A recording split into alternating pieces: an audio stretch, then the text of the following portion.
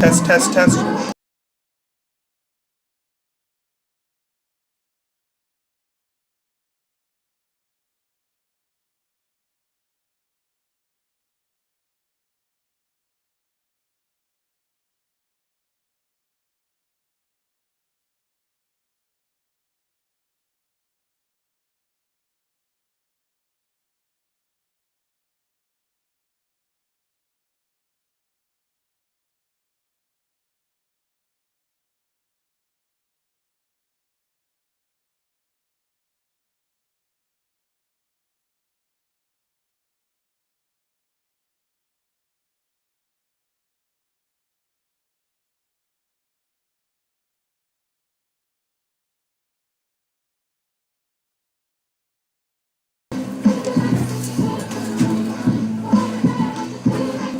Test, test, test, test, test, test. Hello, test, test. Can you hear me? Can you hear me? It could be really Yes. behind. Yes. Yep. Yeah? Yes. That's you. Okay. Test, test. And then just make sure nothing unplugs, because if you unplug How do we... that just mutes it there. The mute button.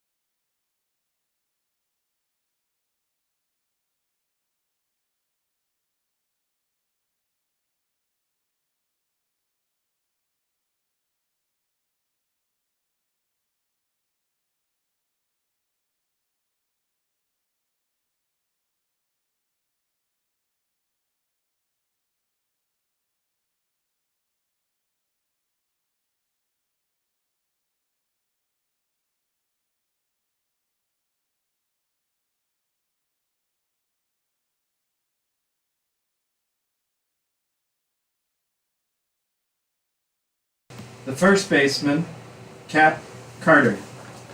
Batting fifth, number 33, the DP, Claire Broxterman.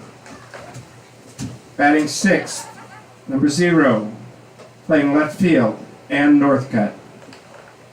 Batting seventh, playing center field, number 28, Emma Hirschberger. Batting eighth, number 7, playing catching, Carolee Storms. Batting ninth, number 32, playing right field, Ashley Kurt.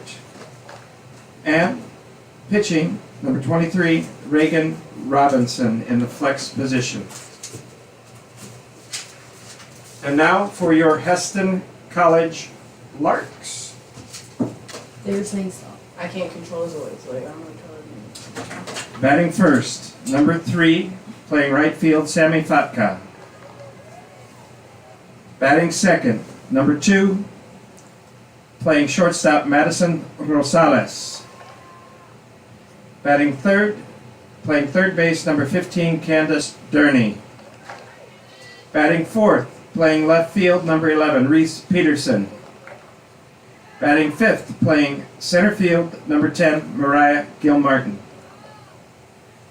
Batting sixth, the designated player, number 20, Terry Stanton. Batting seventh, playing second base, number 22, Madison Walton. Batting eighth, catching, number 13, Alvin Robertson.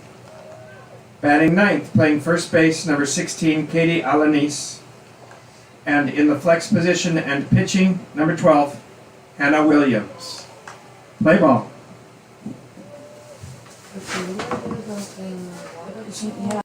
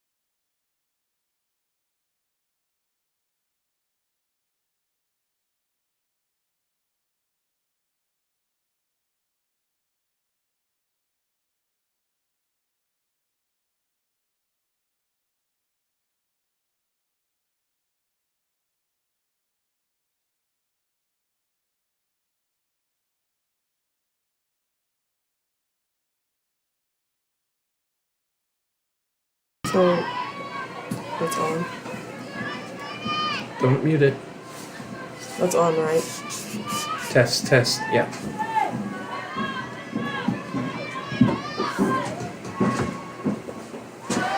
Ball in the dirt. Count is 1-1. Mendiola for the Bethel varsity has started 7 games and has a batting average of 158.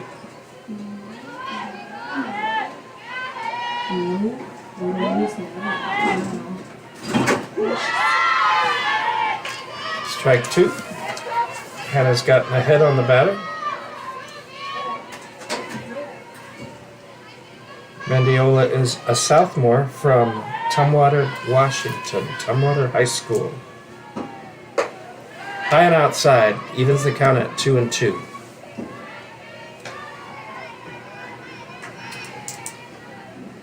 It's a cold one here today in Hesston with a game time temperature of 42. Wind chill of about 37. High and outside, full count.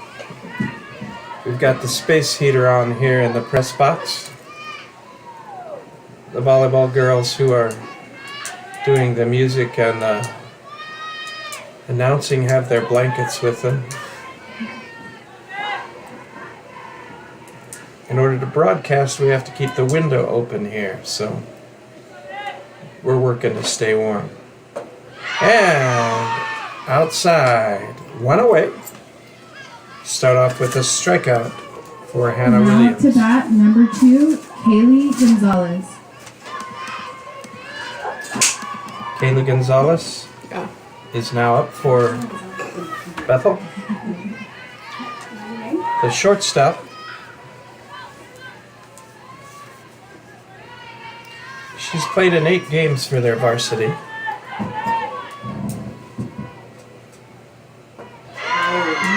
Hesston is playing the Bethel junior varsity today.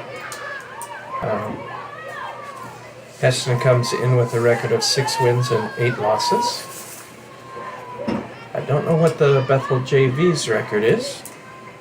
Their varsity is 5-10 right now.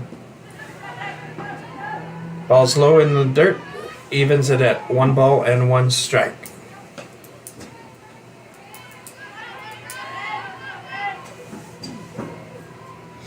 Early in the season, Hannah Williams has had some issues with control. It's good to see her get that first out to start the game. Up in the air, it looks like it's in the gap. Looks like that might be a double. Heading for second with a stand-up double. We have 1 away, runner at second.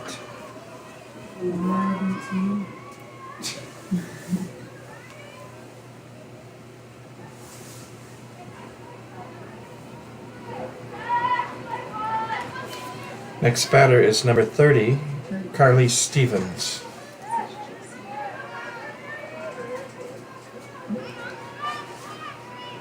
Has 16 at-bats for their varsity.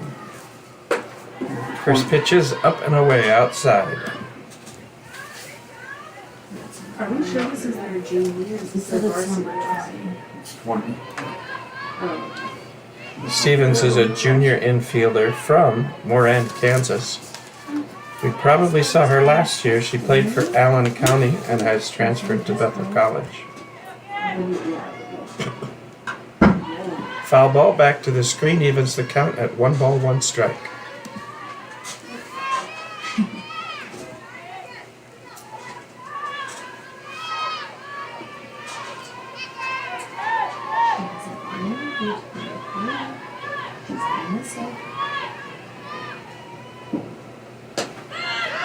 Looked like a changeup, just off the corner. 2 balls, 1 strike.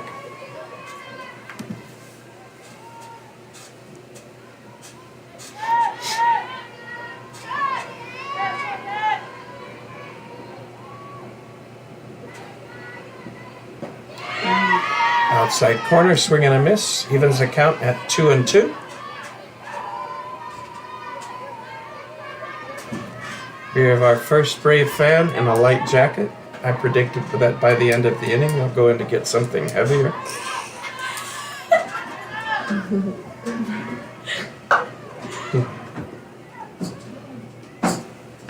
Nice play by Rosales at second base from shortstop, looking the runner back to second and then making a strong throw to first for the out. If you're scoring on your score sheet, that's 6-3 for the second out. Now Now up number 15, Kat Carter. who is the first baseman today. Hannah gets ahead with a strike. I like her throwing strikes to get ahead. Kat Carter has actually started 13 games for the Bethel varsity and has a hefty batting average of .345. In the dirt, nice job of blocking that. Textbook catching technique there by Allie Robertson, sliding in front of the ball, blocking it with her body, glove down. That is laced to right field. It's up against the fence. It will be a stand-up double, an RBI double for Kat Carter.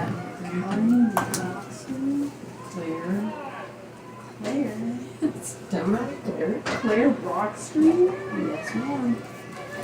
That brings to bat Now up to bat, Claire Broxterman. Claire Broxterman. Thanks for showing me how to pronounce that. I don't know. I saw Box. Broxterman is the designated player for What did you say instead of Claire? Bethel. Clary? Oh, is it Clary? Carly? Carly. Broxterman is from Lindsborg, Kansas. Ball's in the dirt and outside. 1 ball, 0 strikes.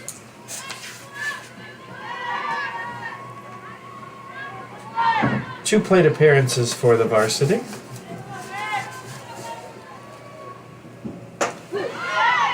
Nice pitch on the outside corner. 1 ball, 1 strike. I like how Hannah is throwing some strikes here today. Got a nice tall frame and a good long windmill delivery. Ground ball to third base. Can of corn for Candace at third base. Throw to first, and after 1/2 inning of play, the Threshers of Bethel College won. Your Hesston Larks coming to bat.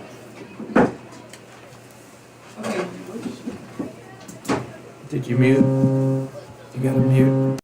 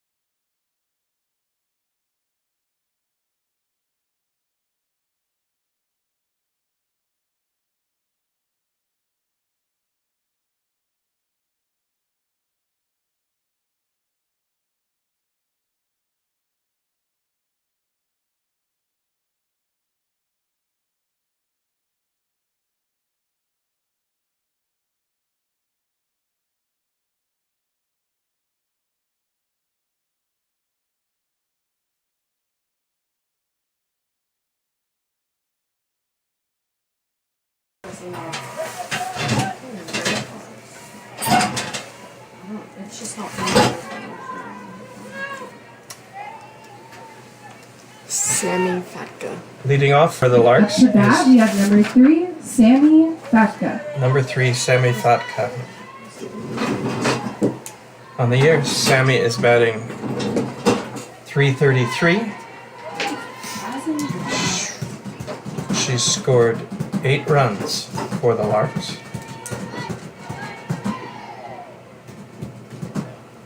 On base percentage of .439. 2 balls, no strikes. Sammy is from Warrensburg, Missouri.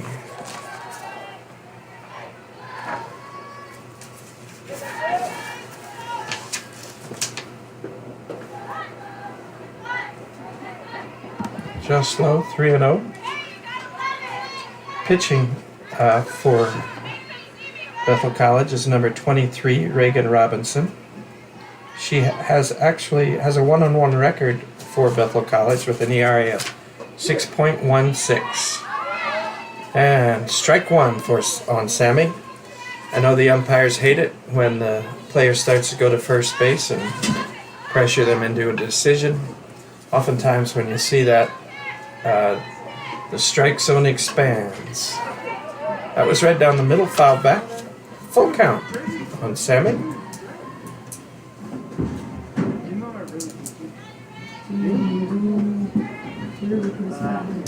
I noticed that our first fan who arrived now has a hood on.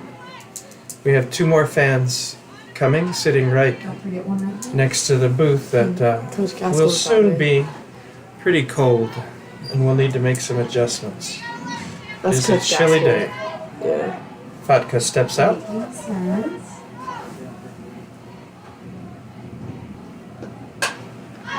Foul back.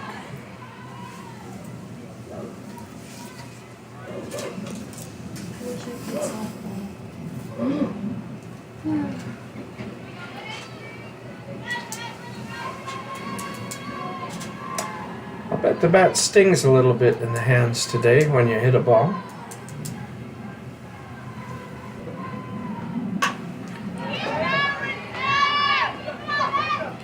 Fouls another pitch back. It's a tough battle.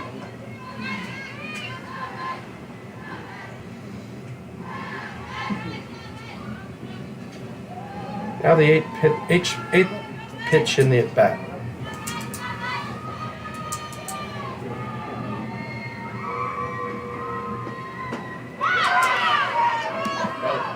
And it's a strikeout for Reagan Now let's Robinson. go One back. out. Number 2. Madison was on It's it. not even on. I'm talking about it. Do you know where the button to turn it on is? Yeah, it's push Yeah. up, right? Is on. Yeah. Madison Rosales is up to bat.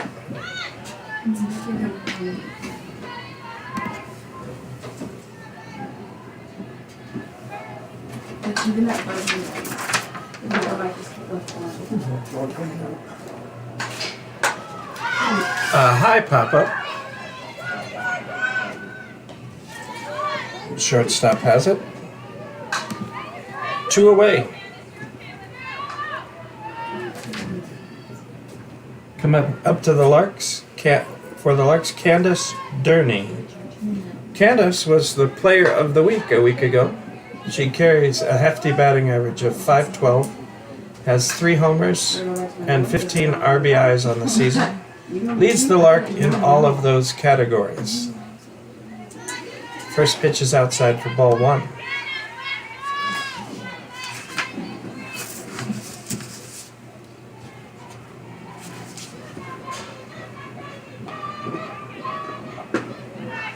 Candace is from Loyalton, California. She played a season last year with Ottawa University and transferred in at the semester. She's been a welcome bat in the Larks lineup. Called strike. Count is 2-1.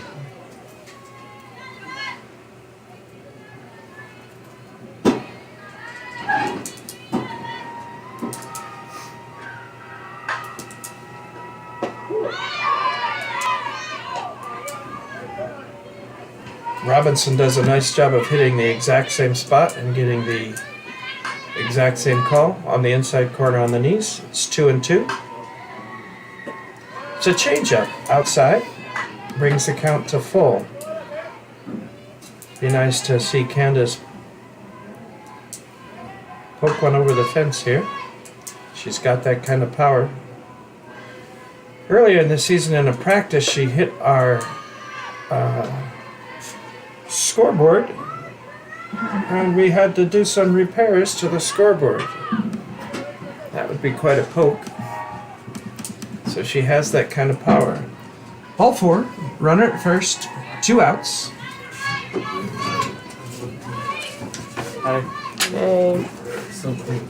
Hey. Now batting for Hesston is Reese Peterson. Swings at the first pitch and she gets a hold of it, but a nice play in center field for the 3rd out. After 1 complete inning of play, the score is Bethel Threshers 1, Hesston Larks 0.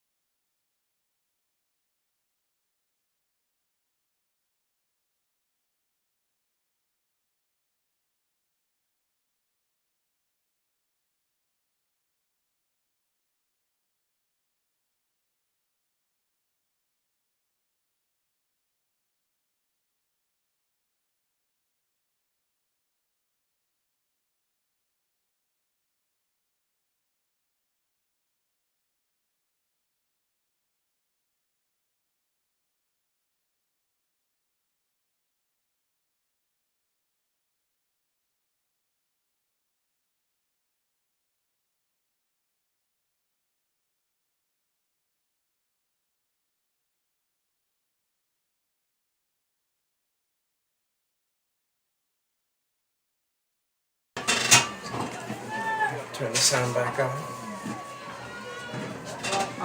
Lead off at the top of the 2nd for Bethel College.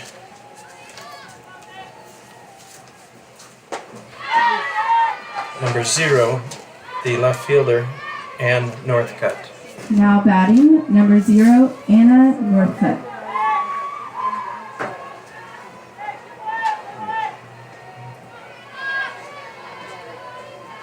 Anna has 3 plate appearances for the varsity. Freshman outfielder from Reno, Nevada. Our volleyball coach is traveling to Nevada for a showcase this next weekend. If you know of any volleyball players, we still have a couple scholarships left, although she has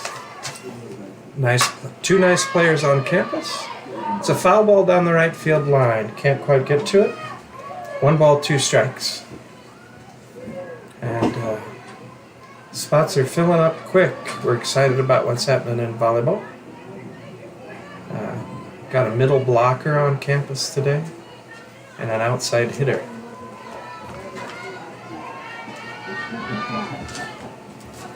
We got a couple of volleyball standouts in the booth with us today.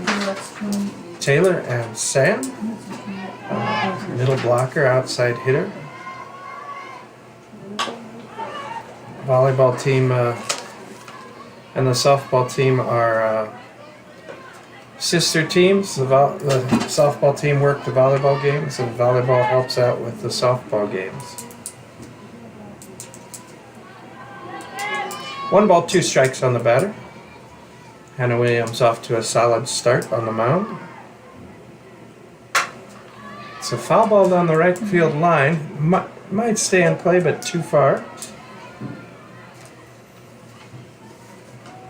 Nice effort by the right fielder, Sammy Fatka. But just too far to go. Still 1 ball, 2 strikes.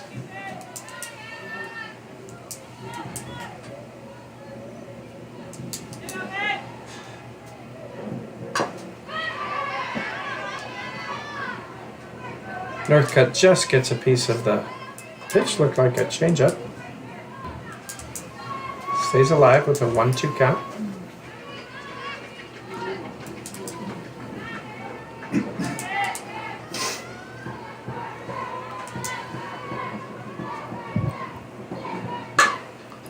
Ground ball to the first baseman, and eaten up. Can of corn for the Hesston first baseman, Kaylie Next up to Manning. bat, number 28, Emma Hirschberger.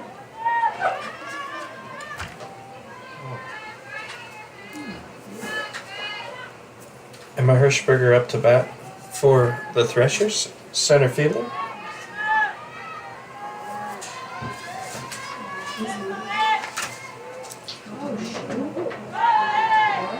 Strike one.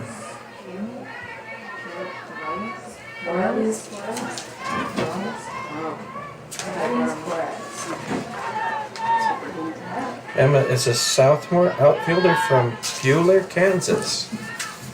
Our sport information director is a Buhler graduate, Kyle Dirksen. Ground out to second base.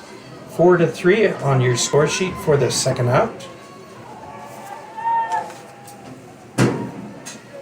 Next up to bat, number 7, Corelli's Porras.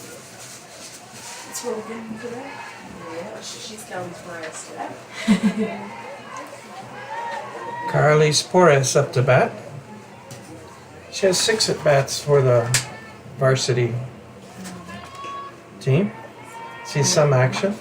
A junior catcher and outfielder from Halton City, Texas.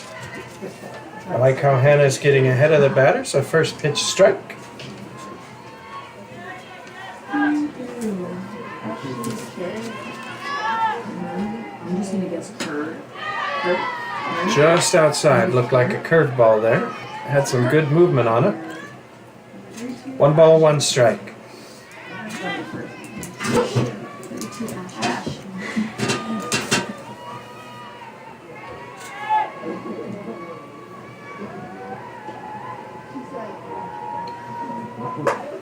High and outside, 2-1.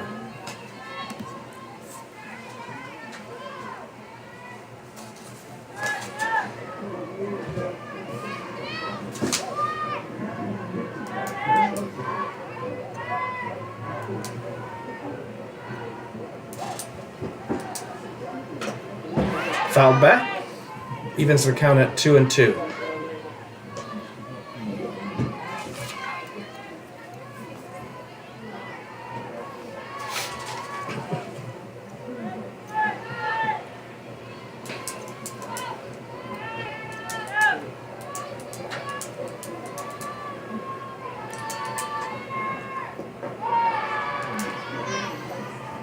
Hannah seemed to lose control of that ball. It bounced about 10 feet short of the plate. Makes it a full count.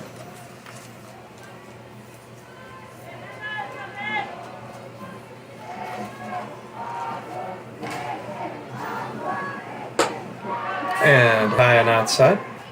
It's a base on balls.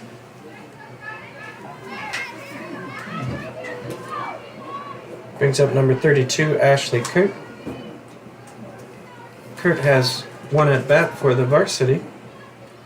She is a sophomore outfielder from Aledo, Texas, Aledo High School.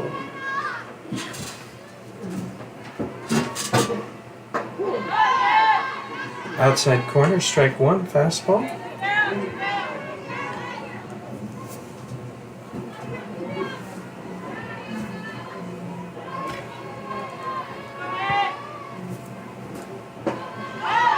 Strike. 0-2 the count. Ashley Kurt had trouble catching up to that. I would stay with the heat. Maybe go a little high and outside. Number 9 batter. The rule of thumb in baseball always was to be careful about throwing change-ups to the number 9 hitter, especially if your fastball's getting by. And that was a good 0-2 pitch. High and outside. Nothing the batter could do much with.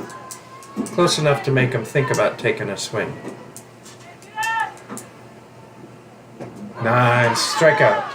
So after 1.5 innings of play, It is Bethel Threshers 1, Hesston College 0.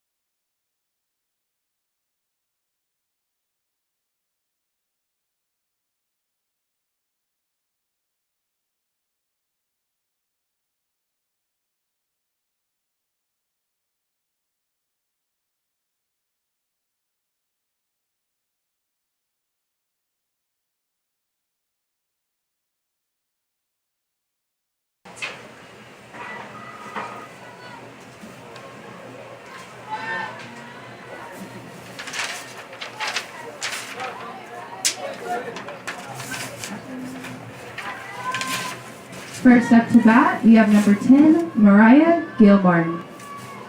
Mariah Gilmartin leading off for the Larks. Gilmartin's been swinging a hot bat with a .372 average for the Larks. 10 RBIs and is the leading run scorer on the team with 18 runs. You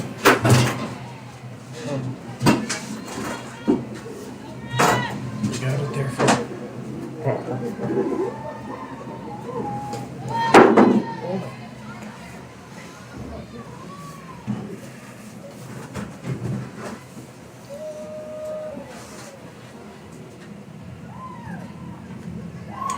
You might want to announce between innings to fans that they can come get programs in the press box if they want.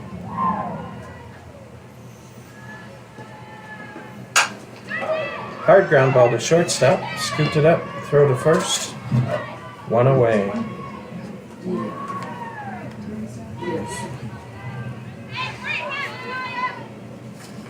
Next up to bat, we have number 20, Terry Stanton. Terry Stanton is up to bat. She has been pitching well lately for the Larks. I think Terry is scheduled to start the second game today. She's swinging a good bat for the Larks with a .297 average and 9 runs batted in. She has scored 8 runs. Right-handed pitcher, left-handed batter.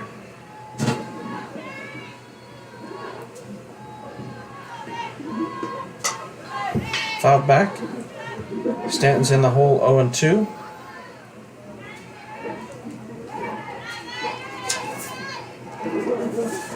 Robinson on the mound is coming after the Lark hitters with getting ahead in the count. Of course, that's often the key to good pitching, is to control the strike zone and get ahead in the count. 0-2 pitch. Popped foul. I think that will just get out of play.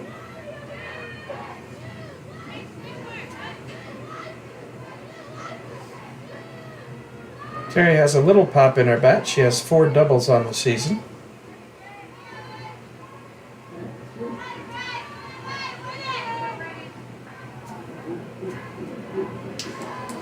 Bethel is, of course, only 7 miles down the road and usually brings a lot of fans. Stanton looks at a changeup. Nice pitch by Robinson. Next up to bat, number 22, Madison Walton. I like that. Madison Walton is up to bat. Madison's hitting .405 on the season, second in the team in average with 1 home run on 10 RBIs. I was at the game when she put one over center field for that home run. Takes ball 1.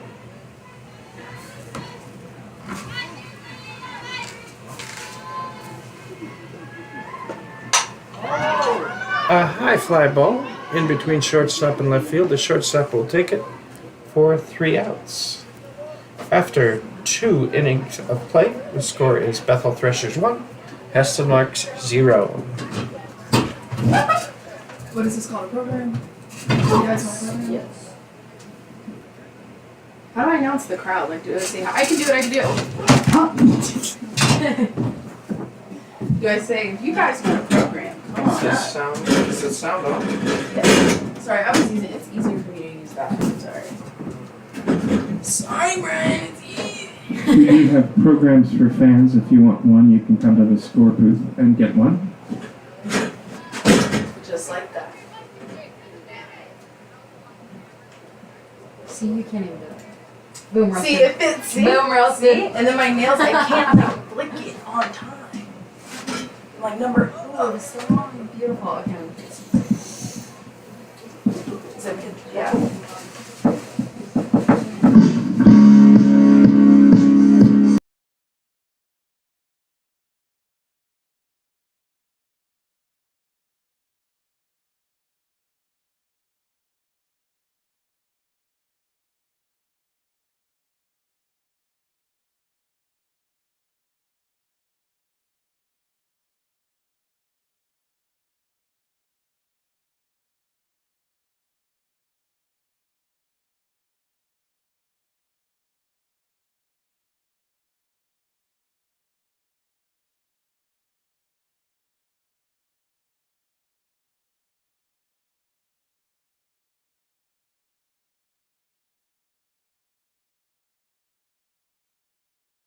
Good eye.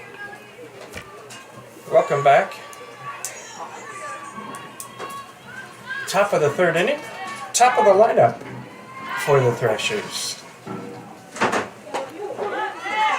Hannah jumps out with a strike. Mila Mendiola, the second baseman and leadoff hitter.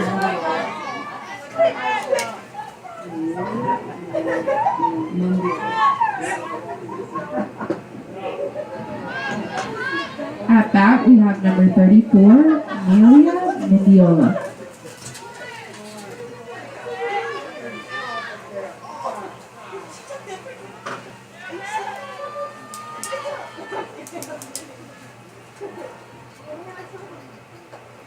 Changeup, low and in the dirt. 2 balls, 1 strike.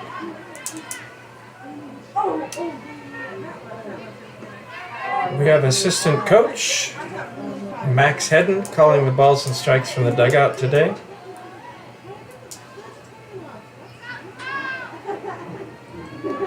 Calling the pitches, I should say. Ball is low. 3-1. Hannah has fallen behind after getting a leadoff strike on the batter.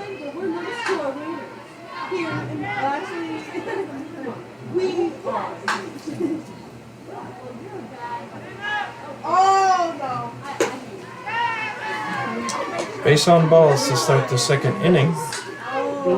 Brings up the number 2 batter. Now up to bat, Kaylie number Gonzalez. 2, Kaylie Gonzalez. Gonzalez hit a hard double to right center last time at bat and scored the Threshers' only run. Obviously a stealing situation with the leadoff batter on.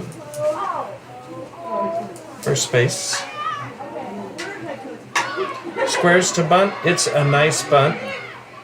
Katie Alaniz fields the ball. We get the out at first and close play at second. A nice defensive play. A sacrifice bunt for Kaylie Gonzalez. Moving the runner to second. So that was actually an excellent bunt, and Katie Alaniz did a nice job of being able to get the out at first base. But it does move the runner into scoring position for Carly Stevens. Last time at bat, a hard grind out to shortstop. Hannah's high and outside for ball 1.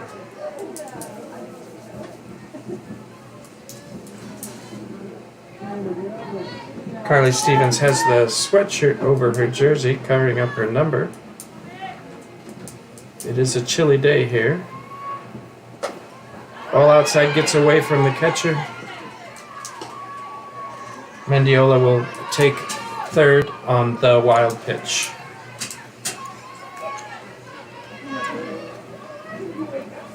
Two balls, no strikes.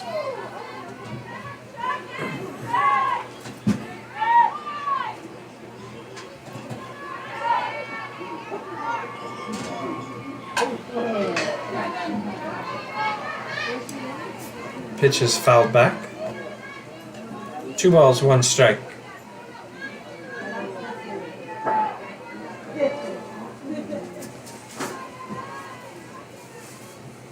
Shortstop Madison Rosales comes in and talks to Hannah Williams, and now we're set. 2-1 count. Foul ball. 2-2.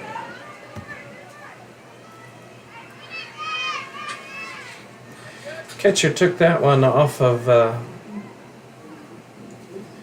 umpire's given our catcher a little time to recover from being nicked by that foul ball. He will clean the plate. A lot of times that's what umpires will do when a catcher gets nicked, and oftentimes the catcher and pitcher will give the umpire a little time if they get nicked. Those foul balls can be rather painful. 2-2 count. 1 away. Fouled out of play.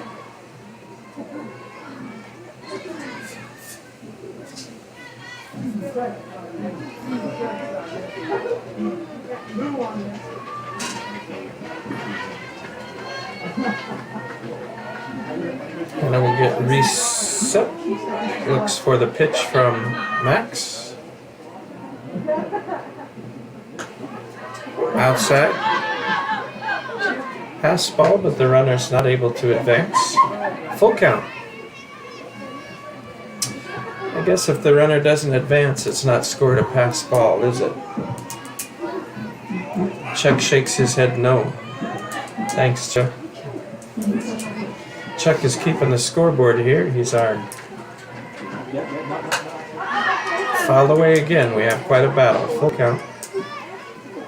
Keeps score at our basketball games and softball games. He's a real pro, having done it for some time.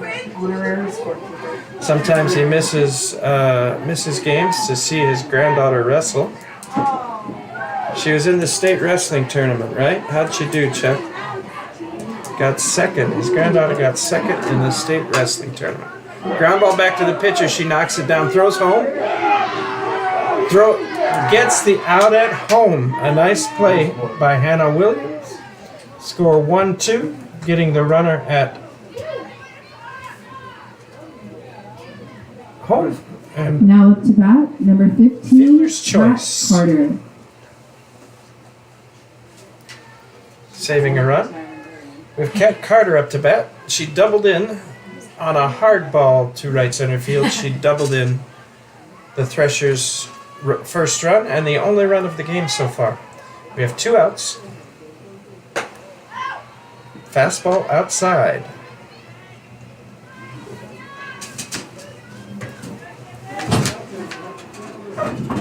Bucks playing some good defense so far this inning. With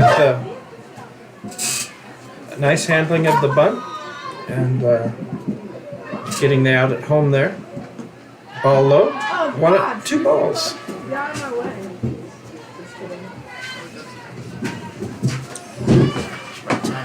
It was too cold out there.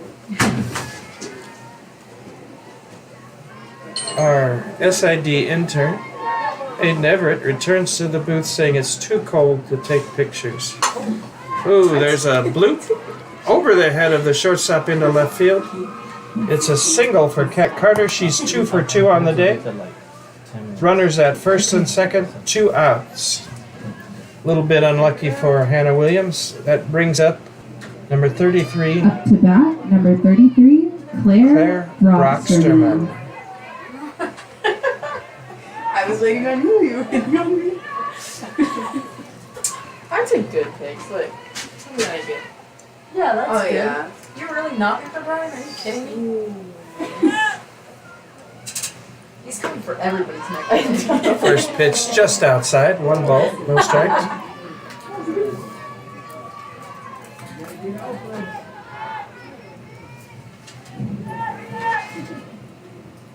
I wish understanding softball to me like understanding basketball.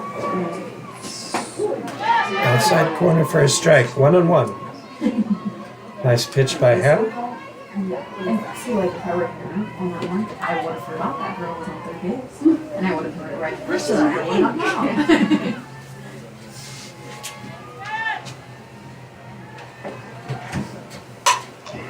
Hit hard up, but right at the center fielder, Gilmartin, who makes a fine play for the third out of the inning. No runs. And we'll go to the bottom of the third inning with the Threshers leading 1-0.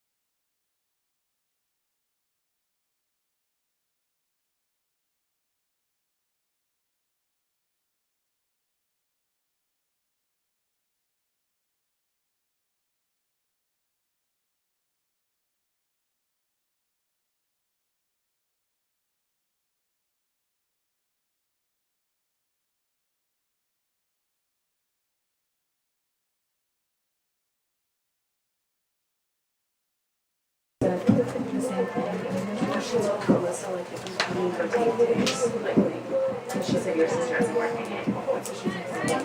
Actually, that's wrong. I did work.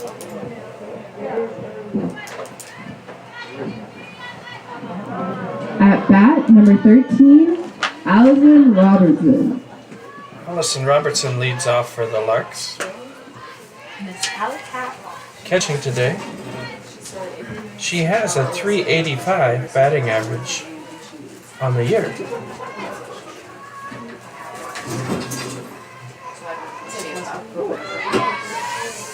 Ball down the middle for a 1-1 count.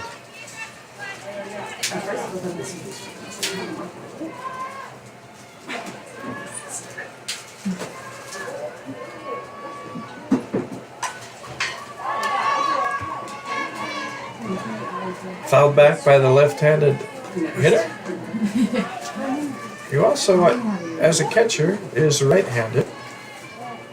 There is a big advantage in batting left-handed in softball in that you can get down the line. So a lot of times, coaches at a young age will try to teach fast players to hit from the left side. Alaniz? The third baseman for Bethel is playing in front of the bag, looking for that slap or that bunt. A pop-up to second base. And there's 1 out. Larks are still without a hit on the day. Bringing up the number 9 hitter, Kaylie Alaniz.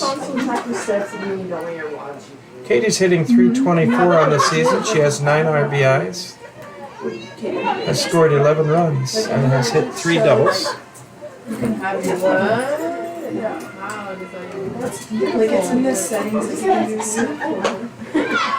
Like when you do this, you can set up. A little behind on that pitch. It's 0-1. I only have this little calendar. You have a calendar too. Motivation 1. Oh, same. Listen. Oh, I have the I am. Y'all have Just outside, 1 ball, 1 strike. Only because I thought it was just a big kid. I used to have that one. I was able to change that to the colors on Robinson is doing a good job of making the Larks earn their way on bases, throwing strikes. So is Hannah Williams for the Larks. Where? Outside corner, fouled back. Count of 1 and 2.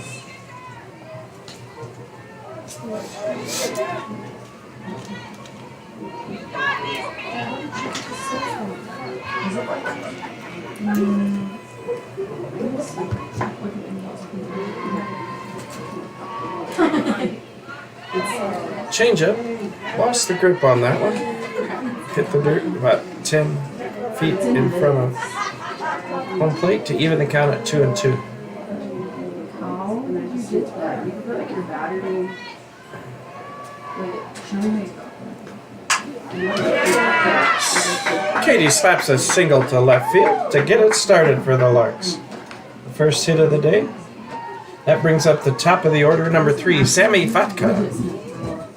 Now up to bat, number 3, Sammy Fatka.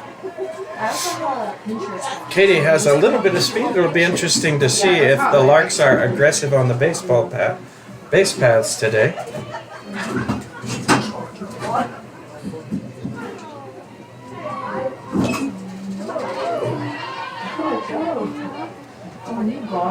An aggressive swing for strike 1. The Larks aren't quite as aggressive on the base paths as last year. We had Jesse Miranda, the school leader last year, in the career leader in stolen bases, leading off. Hit hard at second base. Dodger. And a smart play and smart base running by Katie to back up. If she would have kept running and been tagged quickly, they would have gotten Sammy out at first. Now up to bat, number 2, Madison Rosales. But Sammy is on base with a fielder's choice.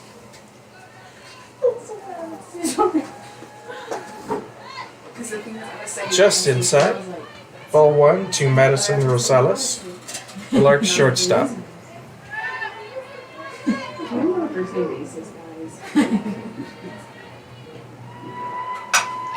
And that's a nice drive. It's going to be in right center. And it's going to roll to the fence. That looks like it could bring a run. Max is waving the run in. It's RBI double for Madison Rosales. And the Larks are on the board, tying the score at 1-1. Run. Now up to bat, number 15, Cassie Run Berry. batted in. An RBI is a run batted in. Run batted in. Looks like we have a volleyball player who has not played much softball in the booth today. Softball's a math sport.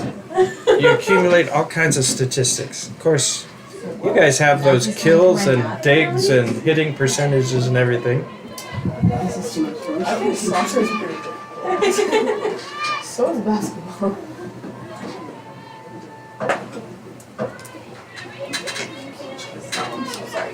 We have 2 outs, a runner on second, and Candace Durney, the batter. Last time up, Durney had a base on balls. Maybe they're seeing that hefty batting average above. Oh, it's up the middle. It's a ground ball. Backhanded by the second baseman. And a fine play. Just gets Durney at first base. If you're scoring that at home, it's 4-3, second to first. The third out of the inning after 3 innings. 1-1 is our score. Good girl, shake. Music. Is this Country Girl? Luke Bryan. You listen to Luke Bryan? What is this? Luke Bryan. Country. You tell me.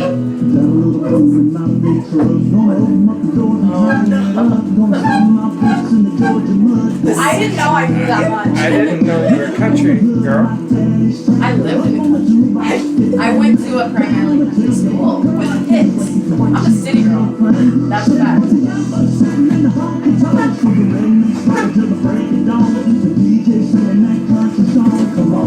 Looks like you would be at home in Club Rodeo. Absolutely. We are muted, right?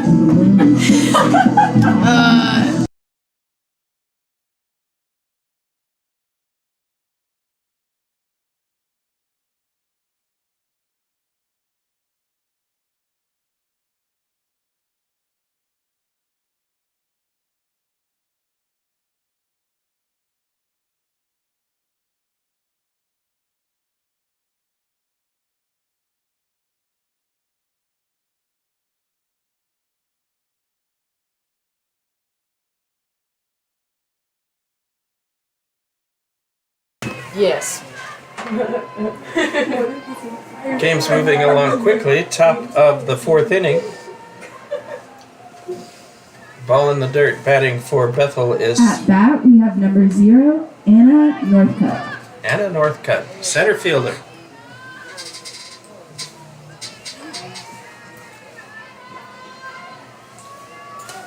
Game is knotted up at 1 run apiece. Cautious girl, shake your phone, girl. 1 ball, 1 strike.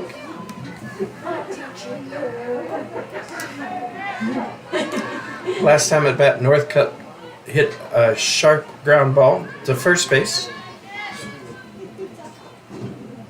which was eaten up by Katie Alaniz for an unassisted put out at first base.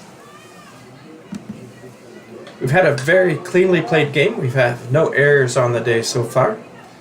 Knock on wood since we're in the field. It's good to see good softball being played. 1 ball, 2 strikes. Ball in the dirt, 2-2. Country girl, shake your phone,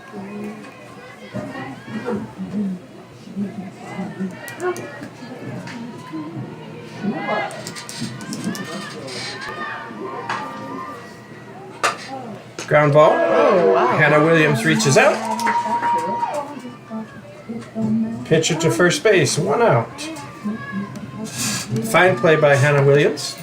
She's made 2 fine defensive plays now. Earlier on in the game, she knocked a hard ground ball down and threw a runner out at home, saving a run.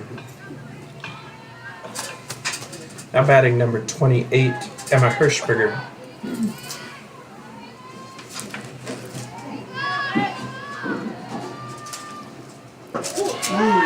Strike 1. At bat, number 28, Emma Hirschberger. Emma's from just down the road in Buhler, Kansas. 3 coaches and I visited Buhler High School on a recruiting trip. We were there for lunch. Had a good time about a week and a half ago. We ate lunch at the Mustard Seed Cafe downtown Buhler. Shout out to Mustard Seed. They treated us really well. Good food if you're in Buhler, Kansas there. I'm sure. Oh, it's a single up the middle for Hirschberger. So we have a runner on first with 1 out. Batter is number 7, Kaylie. I can't read the handwriting here. I'll have to go to the printed copy. Porras. Carlos Porras. Change up outside corner. A nice change of pace there by Hannah Williams to jump ahead. Both pitchers are getting ahead in the count. That's crucial to doing a good job of pitching, not giving free bases. A fastball blew it by her. 0-2. Usually in this situation, you want to have one that's unhittable but tempting. Played baseball, and the coach would always, if you gave up a hit on an 0-2 count, would always be pretty upset. That was a nice pitch. Just a little low, just a little outside. 1 ball, 2 strikes.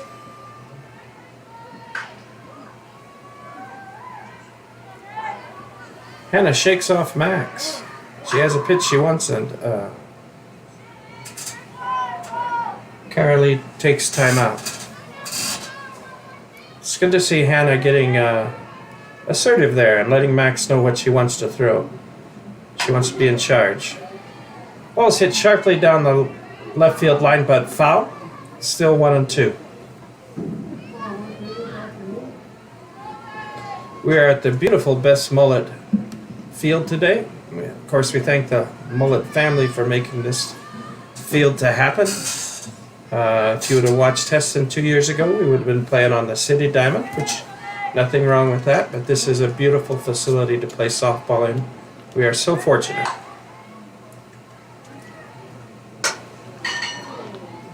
Pitch is high and outside and fouled back into the netting.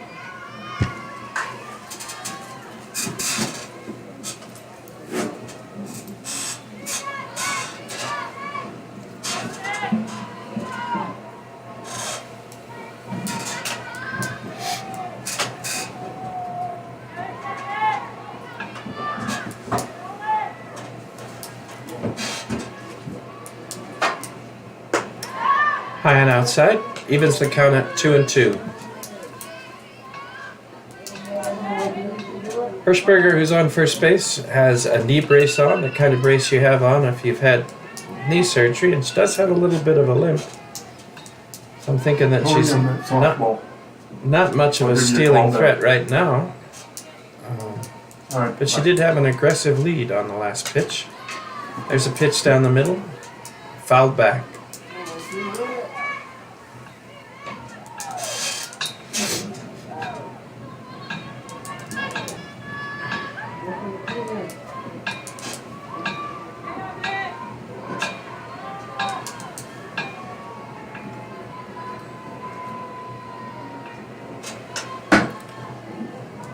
Quite a battle going on. Fouled back again. One away runner on first. We're deadlocked at a 1-1 score here at the top of the 4th inning.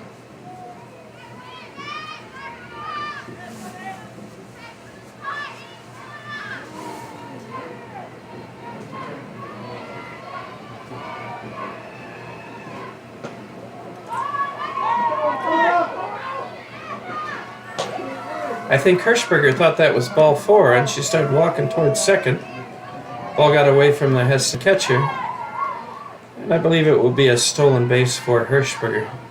Brings it to a full count. The runner's now in scoring position.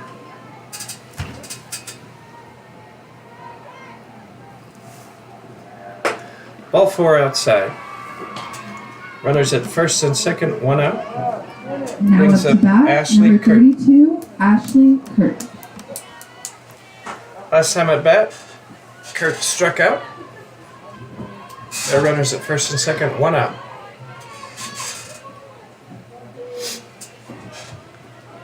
It's probably a crucial time in the game here. Crucial situation. Tight game. Ball low, gets away from the catcher. The runners will move up to second and third on the wild pitch.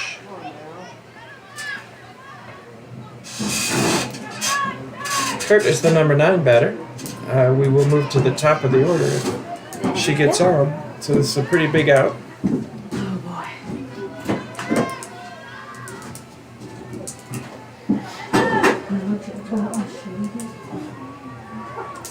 It's supposed to snow today. Oh my. It's a ground ball to third base. We'll score the run. We get the out third to first for 2 outs. It's an RBI for Kurt. Now up to bat, number 34, Mila Mendola. It was a good read by Hirschberger on third base, the runner who got a great jump. We had no chance of getting the runner at home. Threshers take the lead, 2-1, top of the 4th.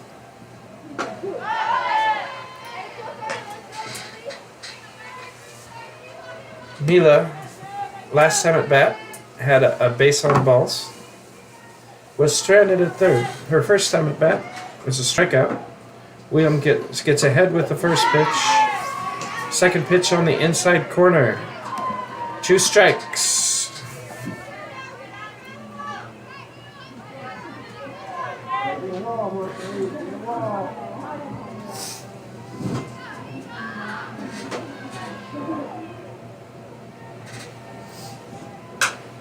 It's a fly ball, a flare into left field, a single, an RBI, and the score's now 3-1. Now up to bat, number 2, Kaylie Gonzalez. Gonzalez has a sacrifice bunt and a double and a run scored. swinging a hot bat right now for the Threshers. Scores 3-1, Bethel. 2 down, top of the 4th. Outside, ball 1.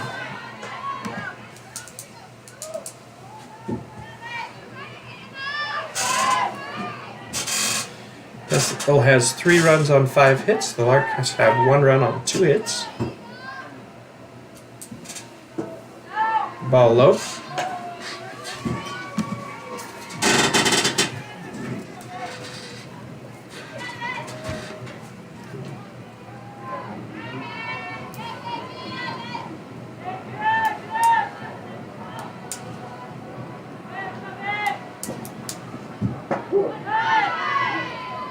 Strike brings the count to 2-1.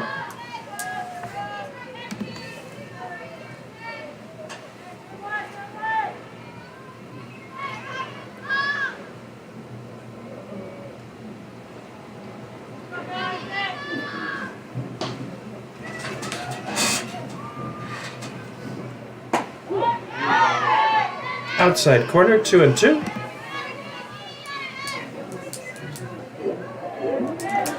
Two down. Of course, in this situation, you don't want to throw a third ball because then the runner will be moving on the pitch. So you want to come and get the batter right now. That ball's low for a full count.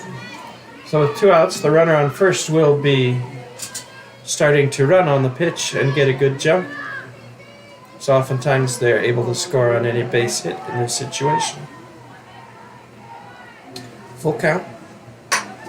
Fly ball to right field. Not an easy play. It was actually in foul territory, caught by Sammy Fatka. And there are 3 outs. After 3.5 innings of play, the Threshers 3, the Larks 1.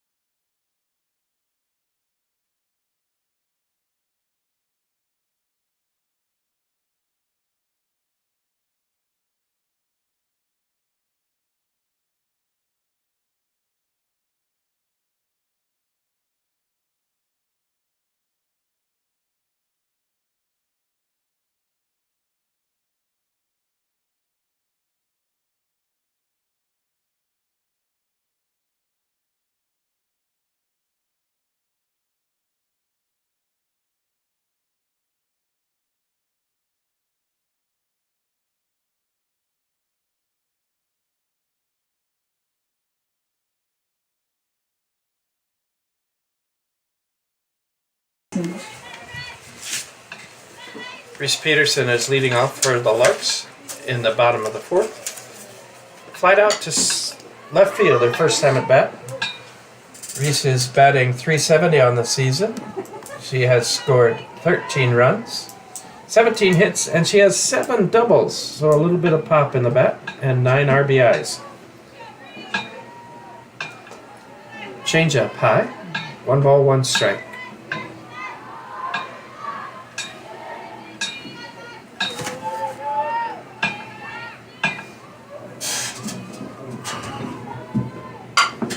Hard ground ball gets by the third baseman.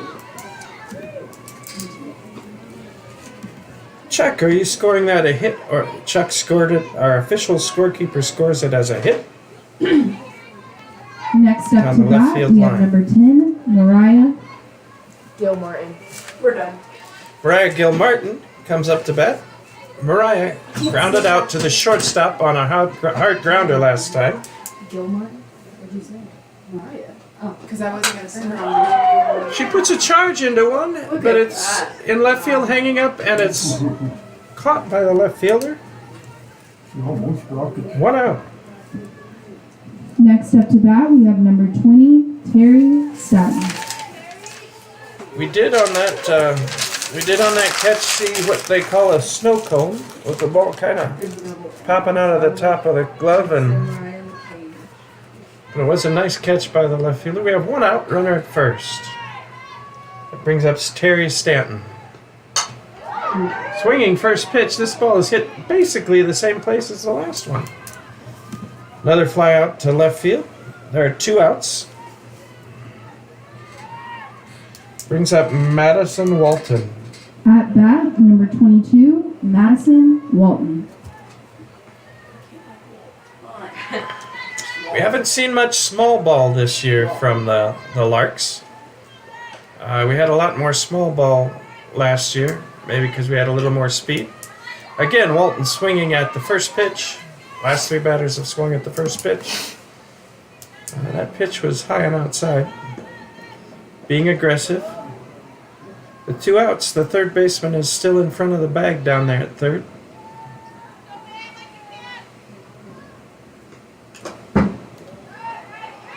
Swinging a foul ball. No balls, 2 strikes.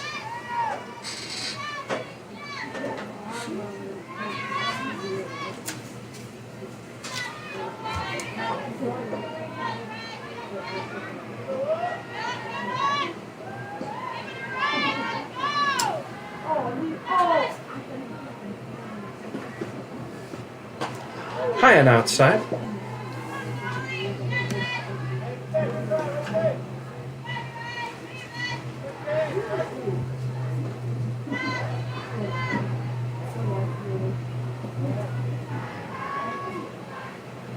One and 2.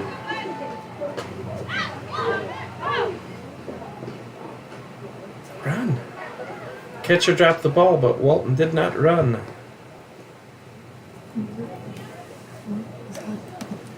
Strikeout ends the inning. After 4 innings of play, Threshers 3, Larks 1.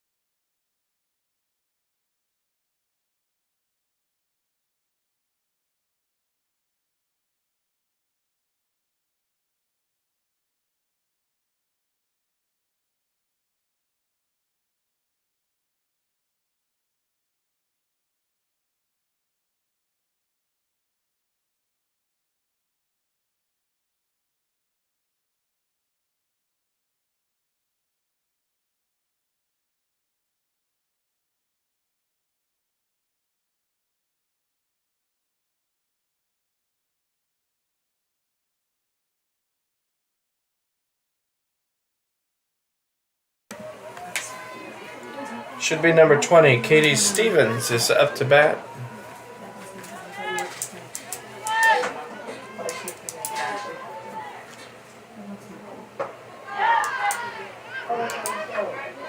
Ball 1. At bat, we have number 20, Carly Steffens. Carly Steffens. I guess I murdered that name, didn't I?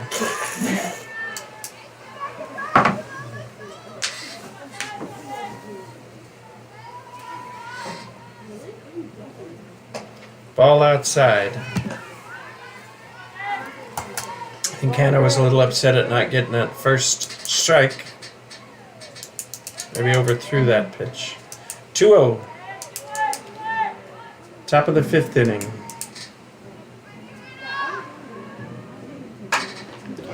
It's hit to center field, charging hard. It hits the ground and goes by Gilmartin in center field. Throw to second base is not in time. It's a stand-up double for Up to Stevens. bat, number 15, Kat Carter.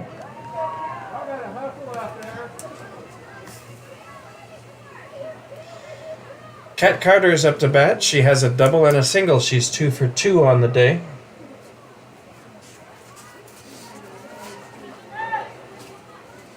She is a regular starter for the Bethel varsity, hitting .345.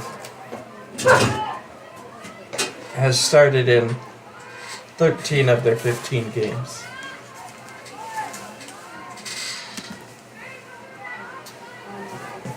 Has home run power. 1 ball, no strikes. Nice pitch by Williams.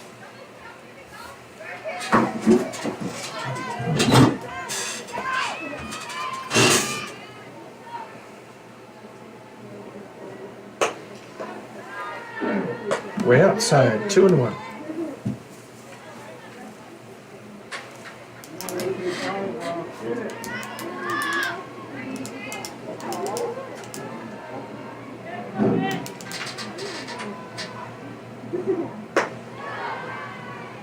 Three and one. Dangerous situation when you're behind a good hitter, 3-1. They know that you have to come in. They're not going to swing at anything that's not their pitch. It's like we have some of the baseball teams showing up to show their support today. It's a soft ground ball to third. Looks the runner back. Throws the first one out. We're going to have a play at third.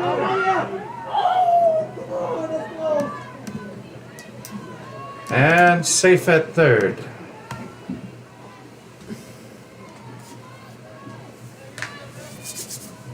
Up to bat, number 33, Claire Broxterman. 1 out, runner at third.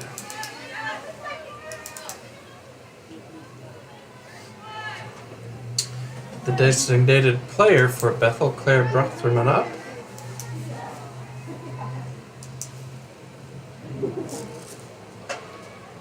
Broxterman is 0 for 2 on the day.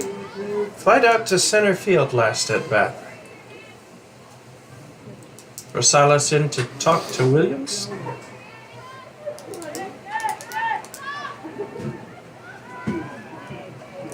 Looks like the Hesston infield is back. They will concede the run for the out. Ground ball to third. The runner's not going. Nice play. 2 outs. Be nice if Hesston could get out of this without allowing a run. Northcutt. Anna Northcutt is up to bat. Last time she grounded back to the pitcher, who threw out at first. She's 0 for 2 today. She's golden.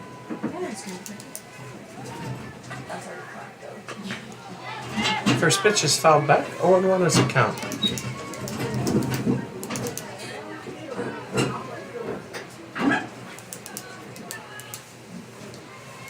Sam, do you pierce your own ears?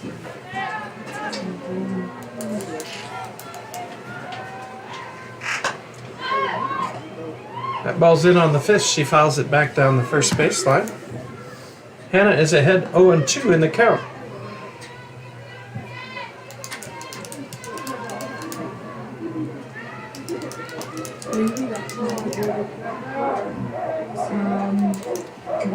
Two down, runner at third.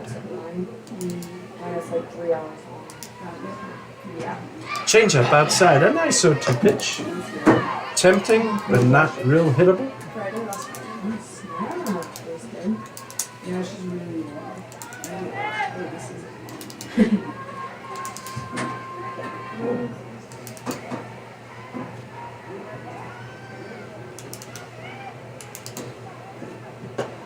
High and outside, evens the count of 2-2.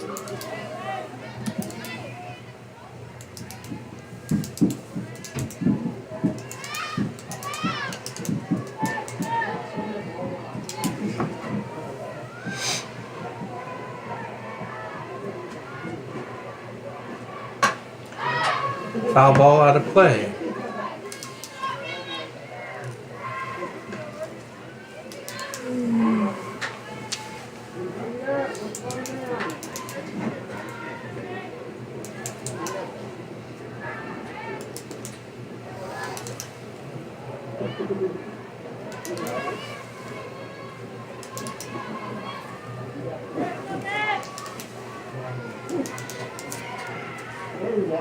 Ball low, nicely blocked by Robertson. Full count.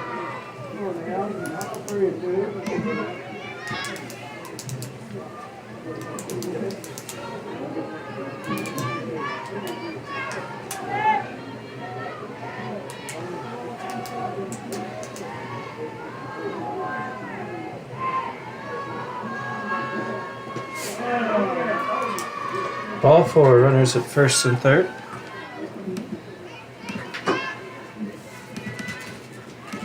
Now batting, number 28, Emma Hirschberger. Last time at bat, Hirschberger got a single and scored a run for the Threshers.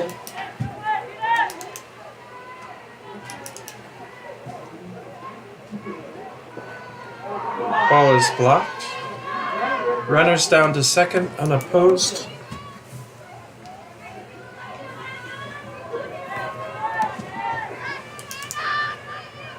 Let's go, Hannah. We want to keep this tight. In the dirt, ball two.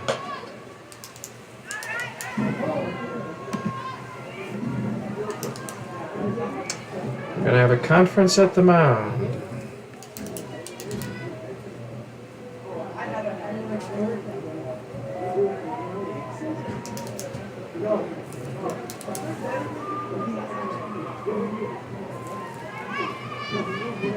We have 2 outs. Top of the 5th inning. Threshers lead 3-1. Runners on second and third. 2-0 count.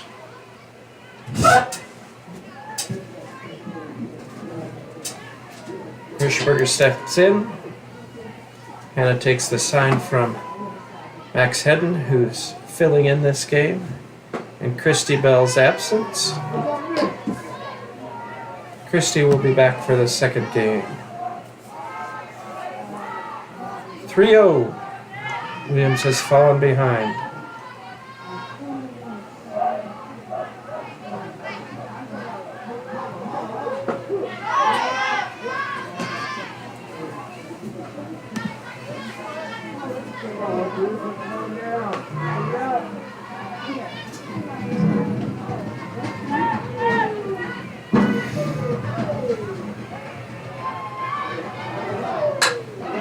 Ground ball to second base. Nicely fielded by Walton.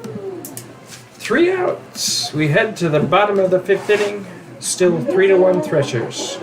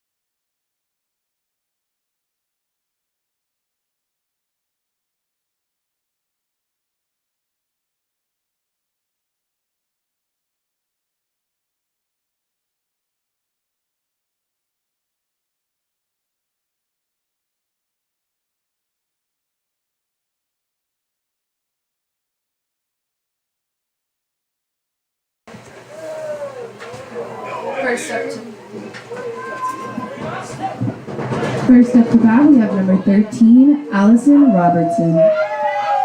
Allie Robertson up to bat. Leading off the bottom of the 5th. Curveball just catches the outside corner.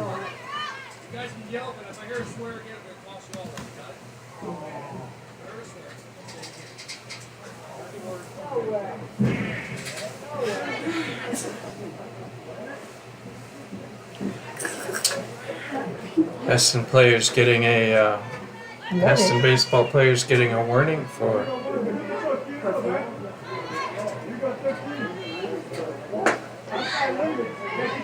one on one.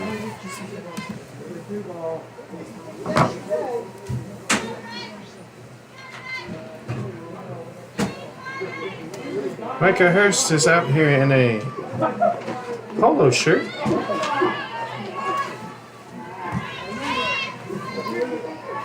Yeah, and I'm bundled up. Well, okay. 1 ball, 2 strikes.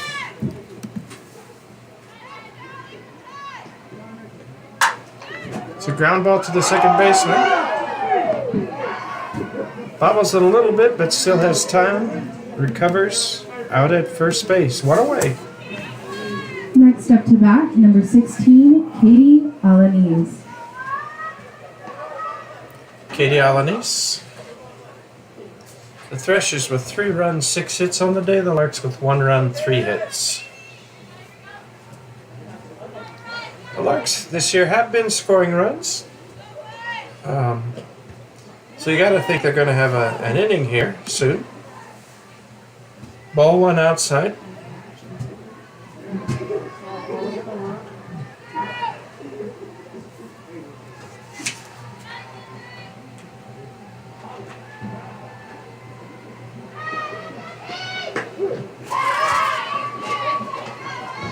Reagan Robinson has started 4 games on the varsity for the Bethel Threshers and had 8 appearances.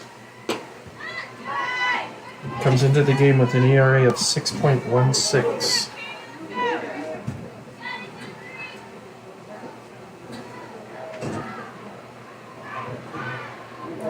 Kind of 2-1. Hard ground ball, foul down the right field line.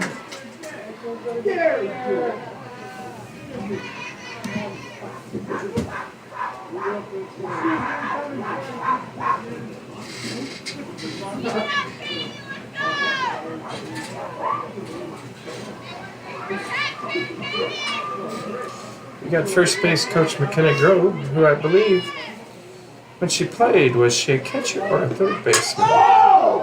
It's to right field. Looks to be a can of corn, and it's 1 out, 2 outs. Brings the top of the Now up to lineup. bat, number 3, Sammy Sammy Fatka. Fatka.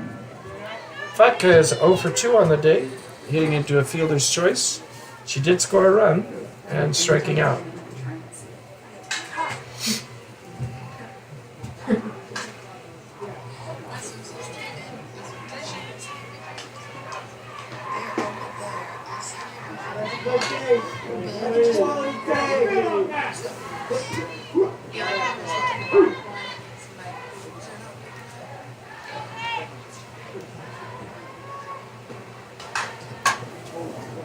Ball fouled away. 1 ball, 1 strike.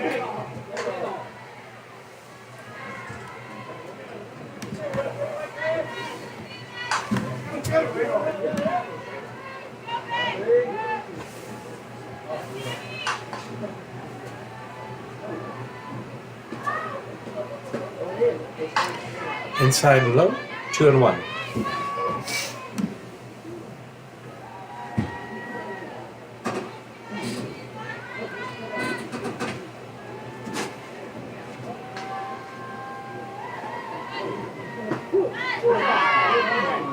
Two and 2.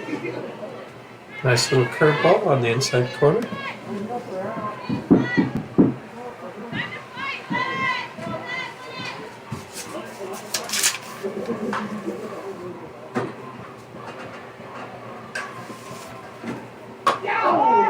Ground ball, scooped up by the pitcher.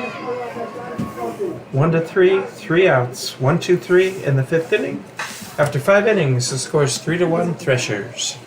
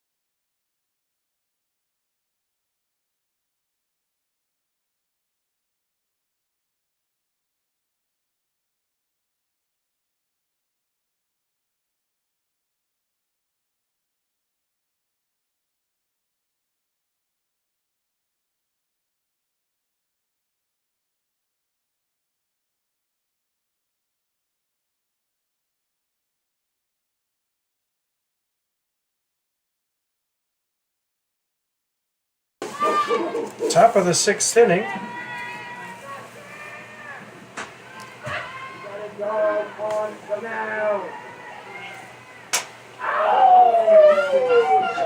Number 7.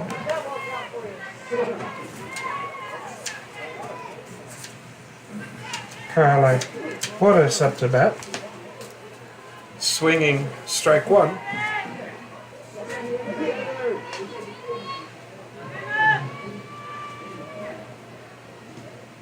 Porras has walked twice and scored once.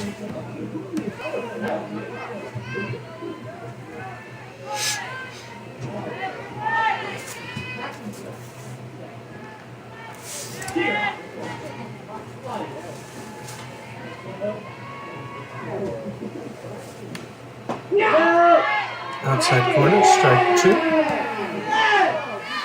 Williams is ahead on the batter.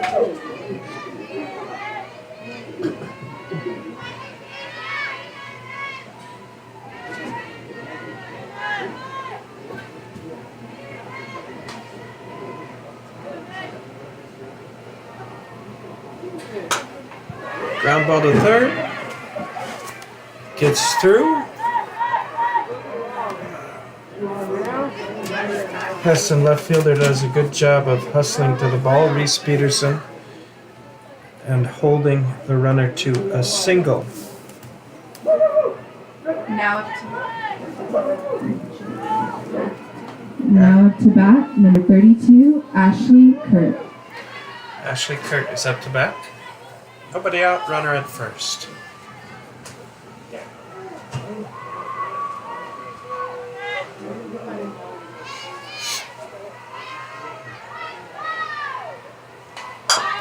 And it's a bunt that hits the batter.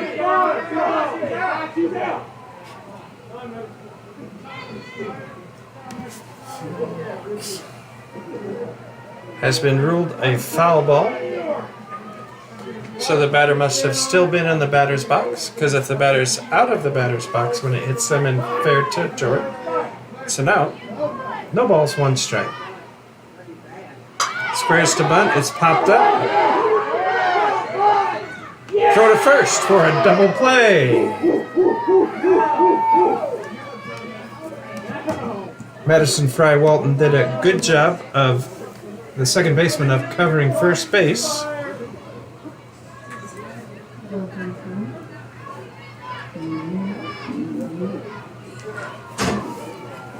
And the throw from the third baseman. Candace made a double play. That's the third double play on the season for the Larks. 2 outs. And that brings up the top of the order for Bethel. Amelia Mendiola, who has struck out, walked, and singled. So she's 1 for 2 on the day with a walk.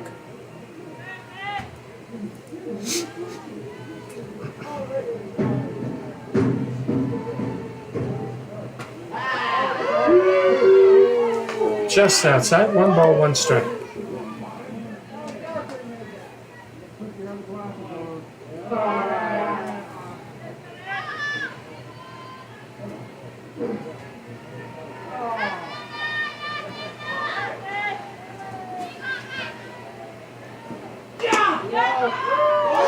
Just outside again, 1 ball, 2 strikes.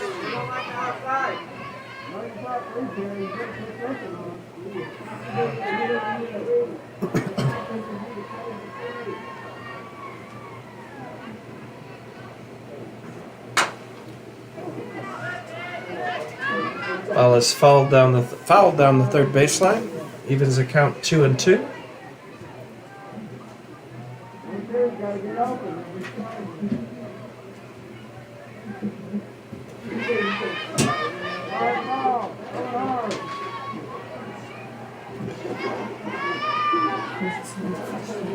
Be nice to keep this runner off the base with the heart of the Bethel batting order coming up.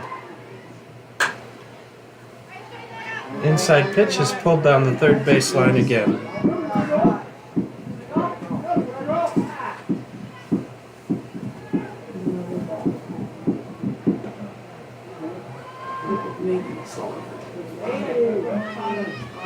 Line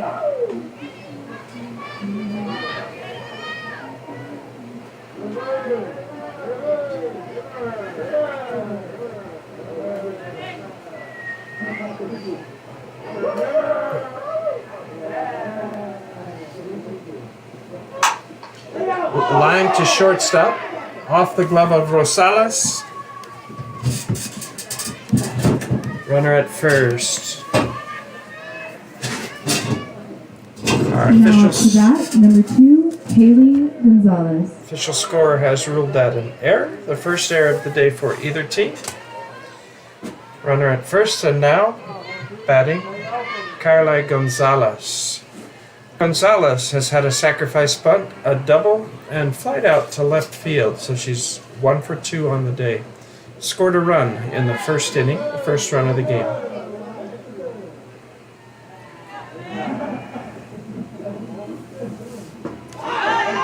Strike one, swinging strike. That pitch seemed to have some downward movement on it.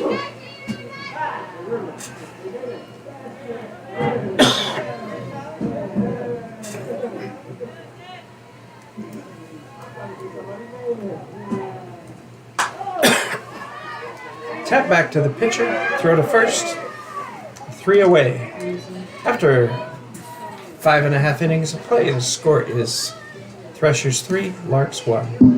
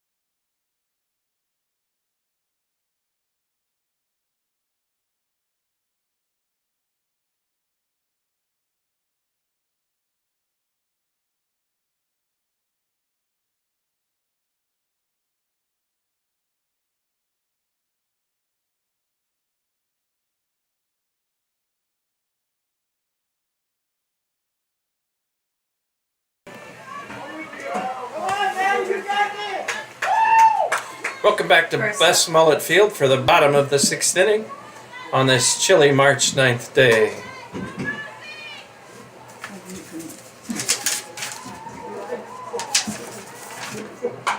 Madison Rosales hits one pretty well to left field.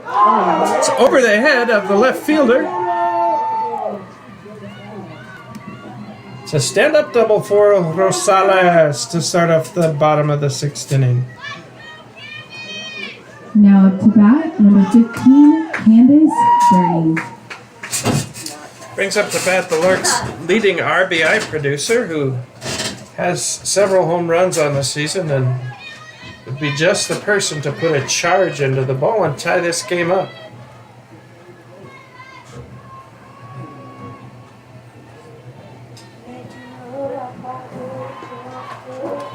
Curveball outside. That was a nice pitch by Robinson.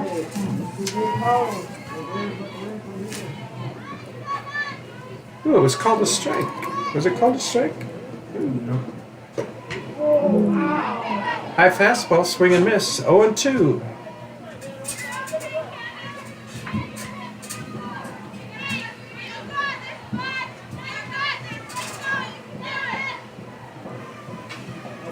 Quickly behind in the count here.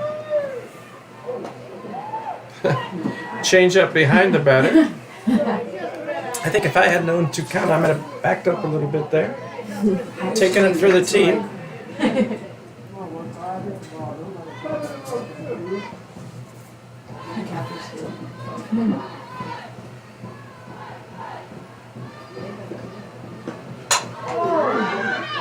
Alaniz hits one hard, but it's underneath it. Looks like it's caught. Runner tags up at second and moves to third. Not an easy play for the right fielder, but she did make the play. Next up to bat, Nice play by number Ashley 11, Kurt from Reese Bethel. Peterson. 1 out. Runner at third. Advancing on the sacrifice fly. So another fly ball brings a run in. It's pretty important, I think, to get this run in from third. We got to make contact here as a batter. Ooh, there's a pop up to shortstop. Can of corn.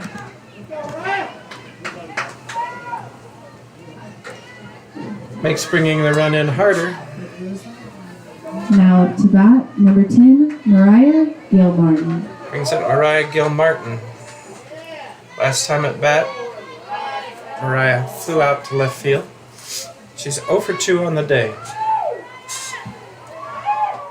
A 300 hitter for the year. That means that statistically, this is the time she gets a hit.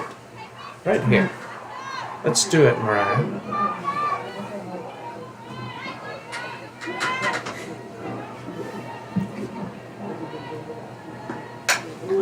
Foul back? Yes. 1-1.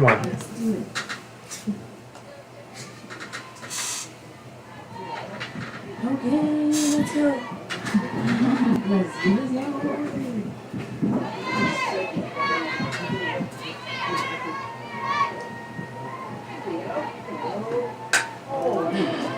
Ball's high, fouled back, 1-2.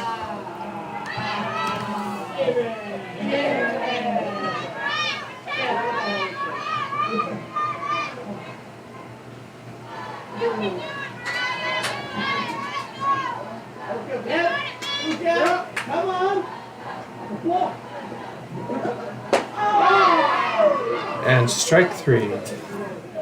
We head to the 7th inning. Threshers 3, Larks 1.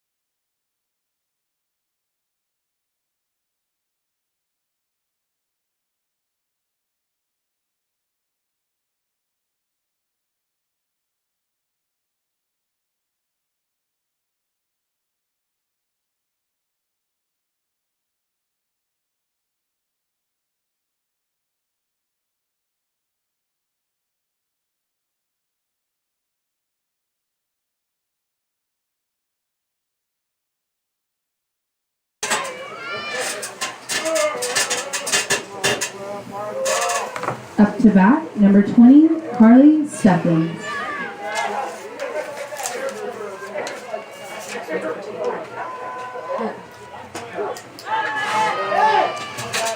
Top of the 7th inning. Game that's moving quickly and has been pretty well played. 1 strike on Kaylie Stephens, the 3rd batter in the Threshers lineup. Ball outside.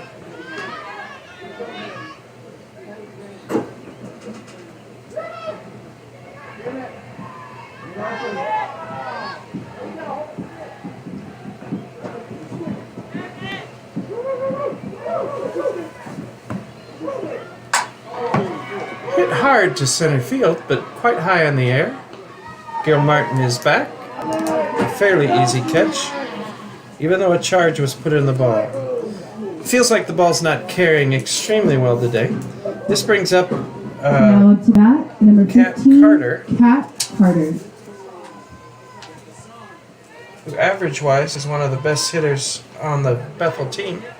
The leading hitter on the Bethel team is a Hesston graduate, Marissa Harrison, who's hitting .449 on the year. Ball one. One away in the top of the seventh.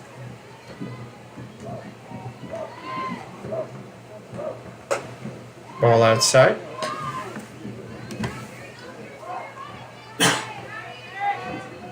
Nobody on base. I'd still make Carter earn her way on, even though she's a dangerous hitter.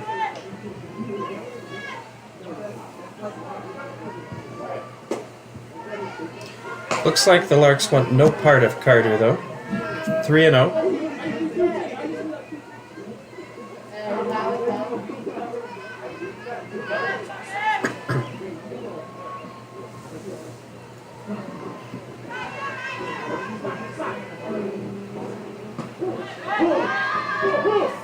Strike on the outside corner, 3-1.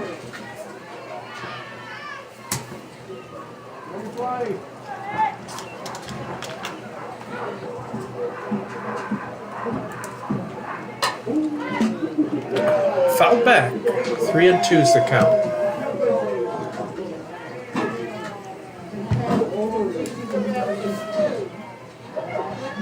Williams battling back. Here comes the payoff pitch.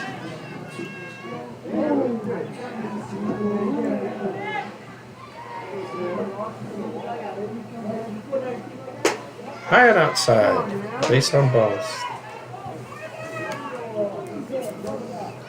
Brings up Claire Broxterman. Now batting number is 0 for 33, 3 on the Claire day. Broxterman. Oh, looks like we're having a pinch hitter. Pitch runner. Pinch runner. 29, I think. What's the number? 49, I think. Can't quite see the second. Morgan Marsh will pinch run for Kat Carter at first base. You got to think they're looking to get an insurance run here, and I would look for the runner to attempt a stolen base.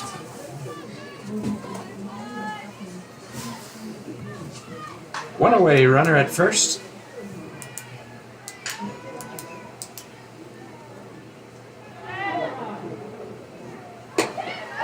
Ball outside and high.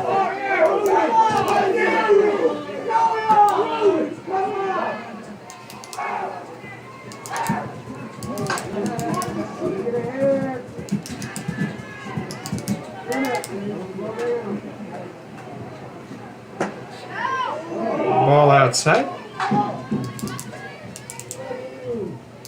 Hannah has gotten herself in trouble a couple times this season with control problems.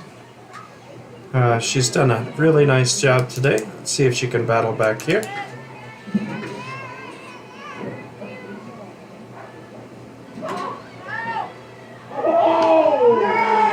Snap throw down to first by Robertson, but runner's back safe easily.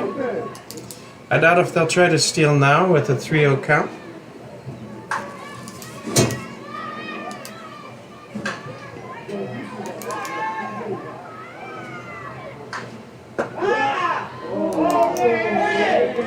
Strike.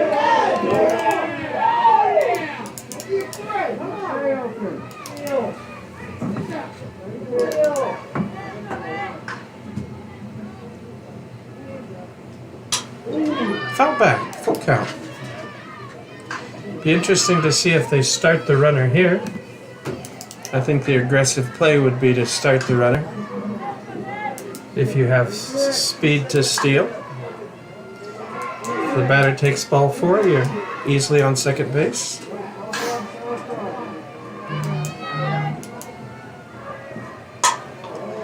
Hammered to center field, but high and catchable for Gilmartin. Runner fakes a tag going to second, and there are 2 outs. Now up to bat, number 0, Anna Northcutt. Brings up Anna Northcutt, 2 down. Northcutt has a base on balls and is 0 for 2 on the day. Foul down the right field line.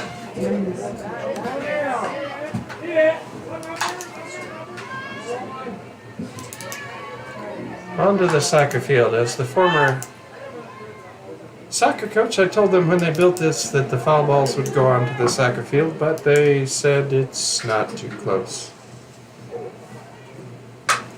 Fouled again, out of play. 0-2.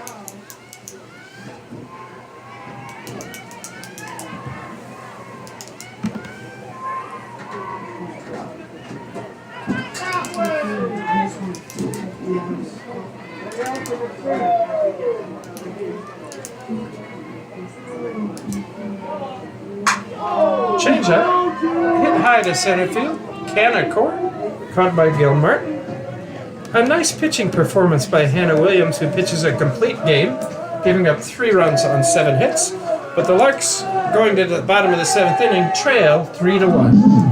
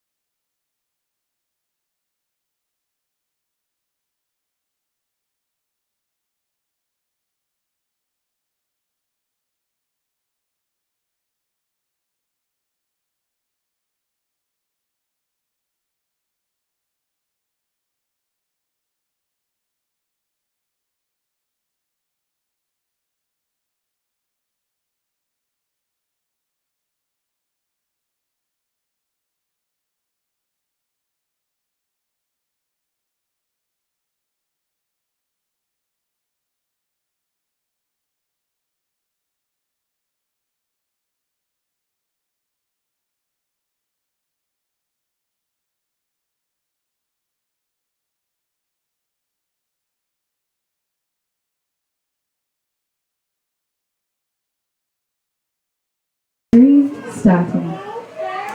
Terry Stanton leads off for the Larks. It's now or never. Terry's 0 for 2 on the day.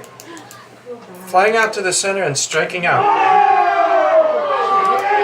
And she takes one for the team.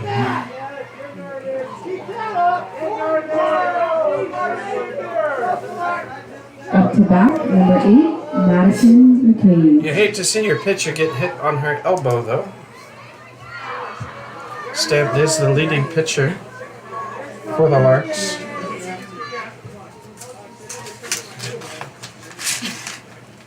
With an ERA of 3.73 and a record of 5-3.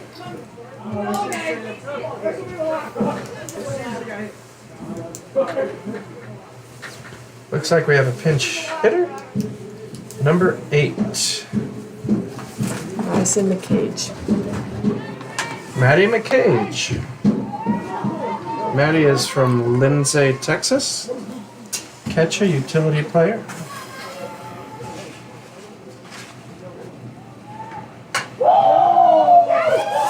McCage is hitting .276 on the season. Has 5 RBIs. Has a little pop with 2 doubles. Fouls off the first pitch.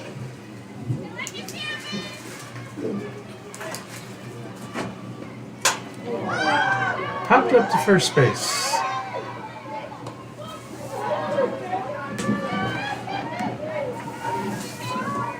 One away. Brings up Next up to bat, number 13, Alvin Robertson. the catcher, Allison Robertson.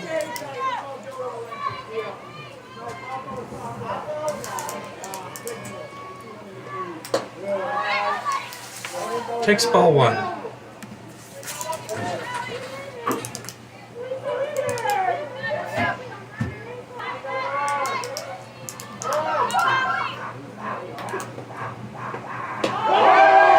Inside.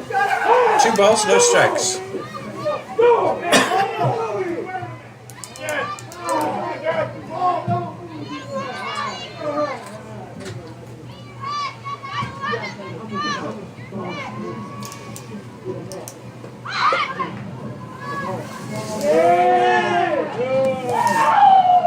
Ball high, 3-0.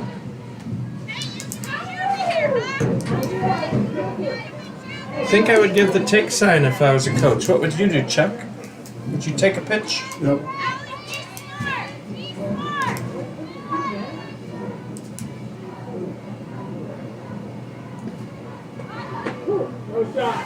Strike on the outside corner. I'm not sure I'd square to bunt. I think you make your strike zone bigger when you do that. I don't think a bunt is called for in this situation. We're down 2 runs. And it's a single, sharp single line drive. Gets by the left fielder, allowing the runners to move up to second and third.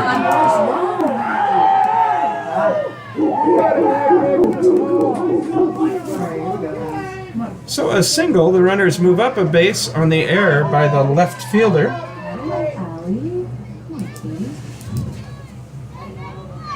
A single ties the score. We're going to have a pinch runner for the catcher.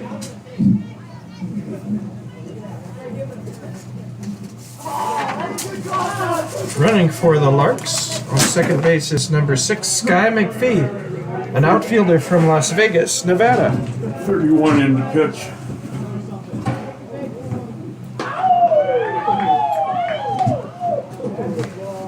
What? 31's pitching.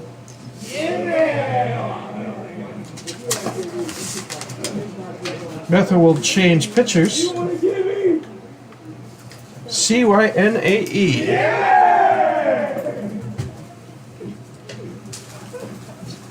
Sine Wiley.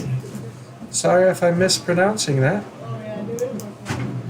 Wiley on the season has a 5.63 ERA, has 9 appearances, and has started 7 games for the Bethel varsity team, has pitched 32 innings. So I think she would be considered Bethel's ace of the pitching staff coming in here. Now up to bat, we have number 16, Katie Alaniz.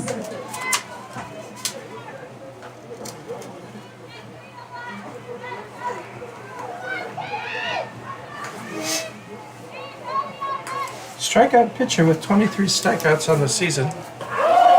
First pitch is outside, 0-1. She's primarily been a starting pitcher. Tough situation to come into, 7th inning. Ahead 2 with tying runs on second and third, 1 out. A nice changeup for a strike. 1-1.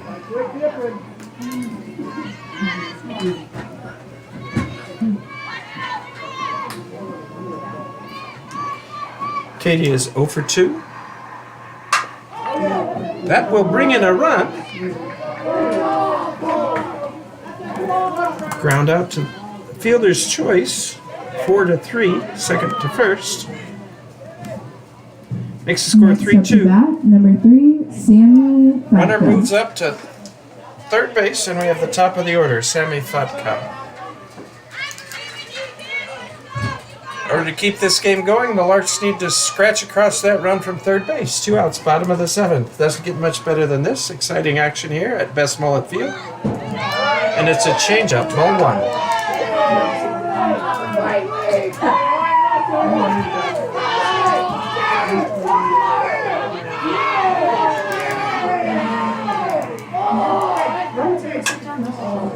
Foul ball down the third base line, 1-1.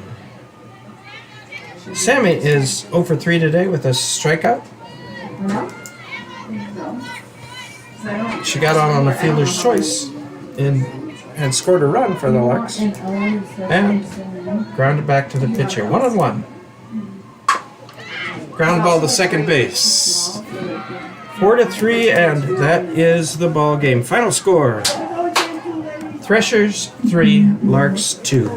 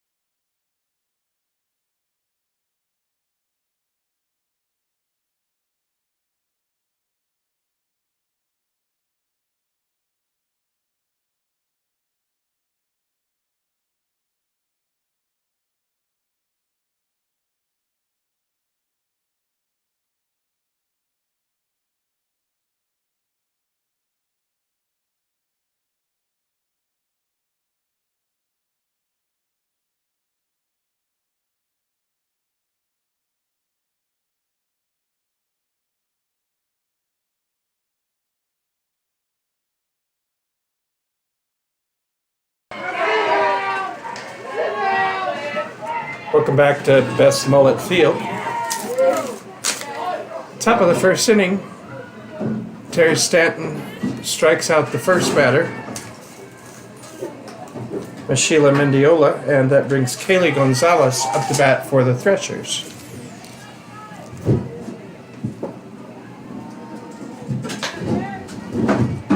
First pitch is down low for a ball.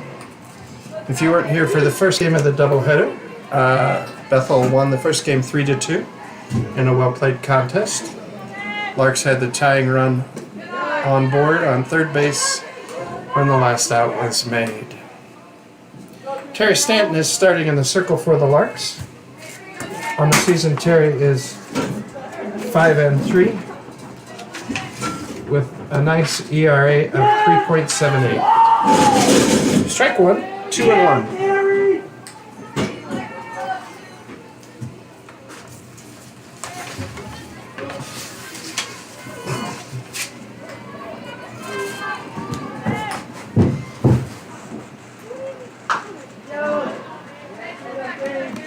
Foul ball, count is 2-2.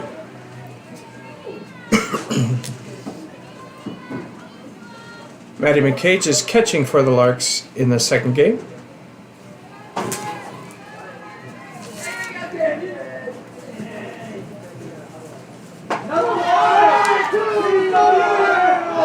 And a second strikeout.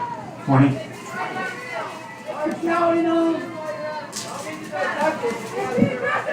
Up to bat next, we have Carly Stevens, number 20.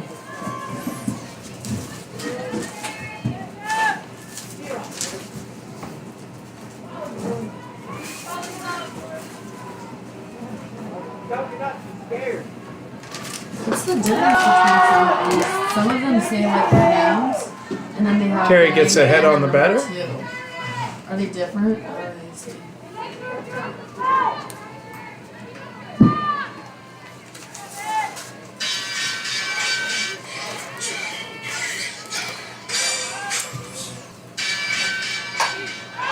It's a pop fly on the infield. Pop out to first base, and that ends the top of the first inning. A 1-2-3 for Terry Stanton and the Larks.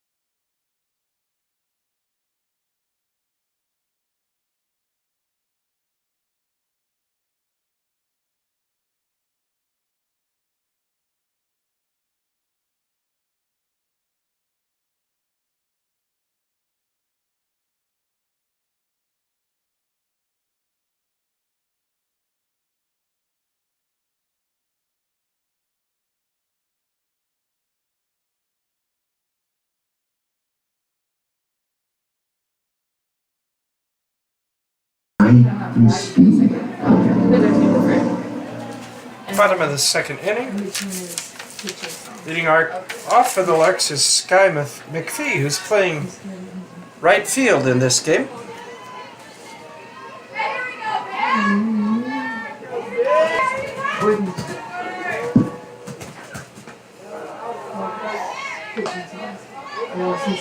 On the season, Skye is hitting .250. She's appeared in 13 games, started 4. 1 ball, 1 strike.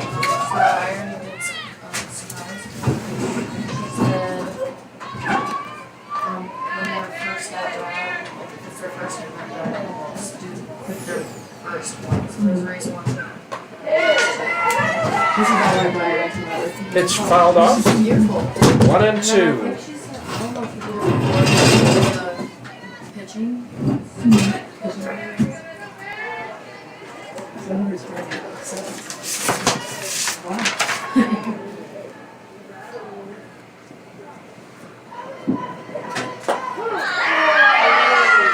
And a strikeout.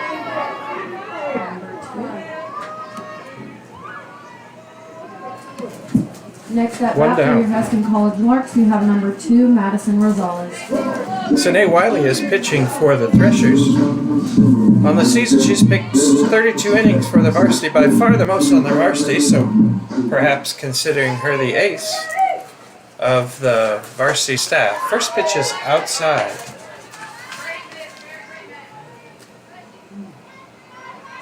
She has given up 25 bases on balls in 32 innings, so Larks hitters might want to be patient. Madison Rosales up to bat.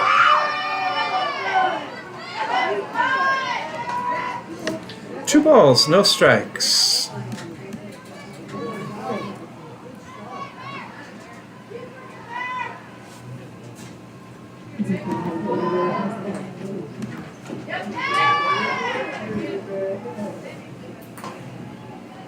Strike called, 2 and 1.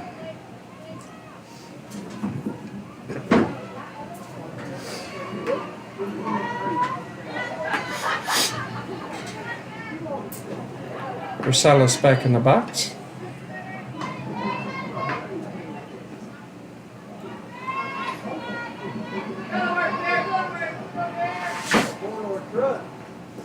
Change up, low and in the dirt. Takes the count to 3 and 1.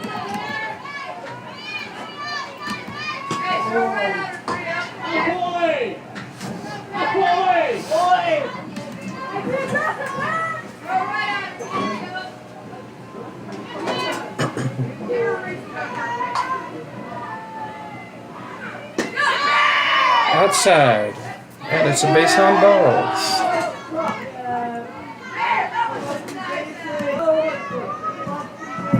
Next up to bat is number 15, Candace Durney.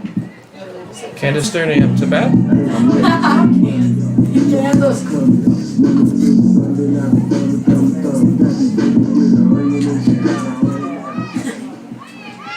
One away, runner on first.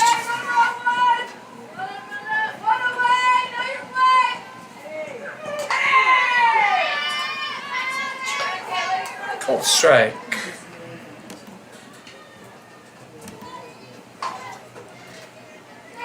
Durney, the leading hitter on the season for the Larks. A week ago, she was named Player of the Week, Offensive Player of the Week for the Jayhawk Conference. Just outside, 1 ball, 1 strike.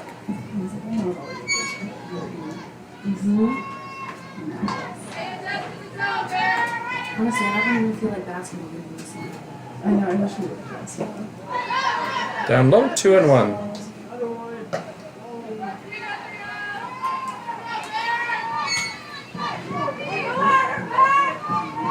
A hitter's count for Durney, who has home run power.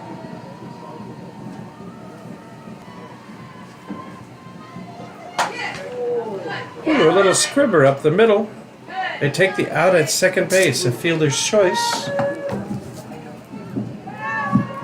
Next up to bat, we have Reese Peterson.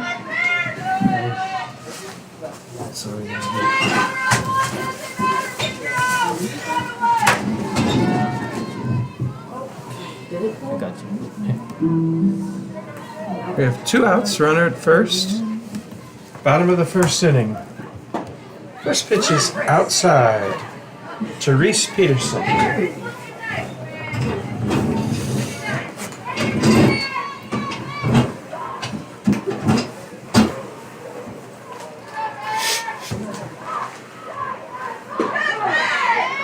Outside corner, strike 1, 1 and 1.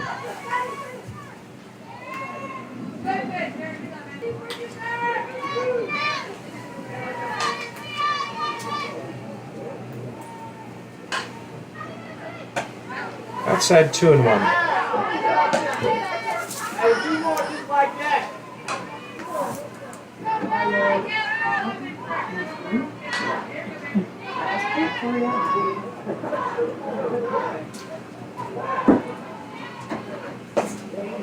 Inside and low, 3-1. Hitters count for Peterson. Hitters count, you got to look at that pitch exactly where you want it and look to drive it.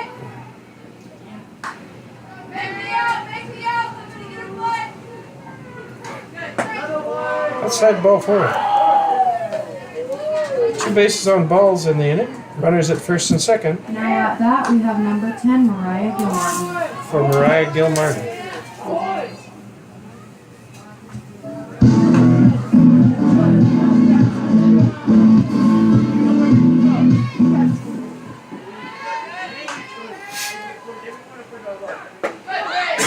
Strike 1.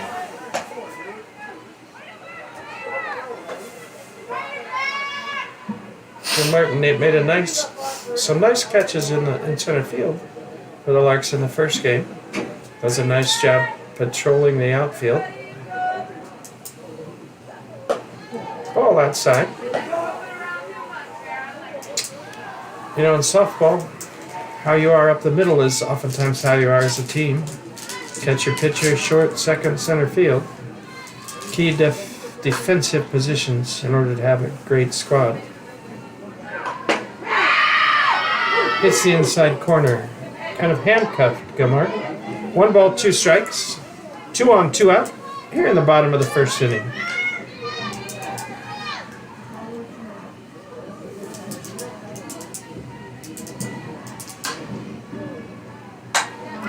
And it's a pop-up on the infield. By second base. Caught by the shortstop. And after 1 inning, no score.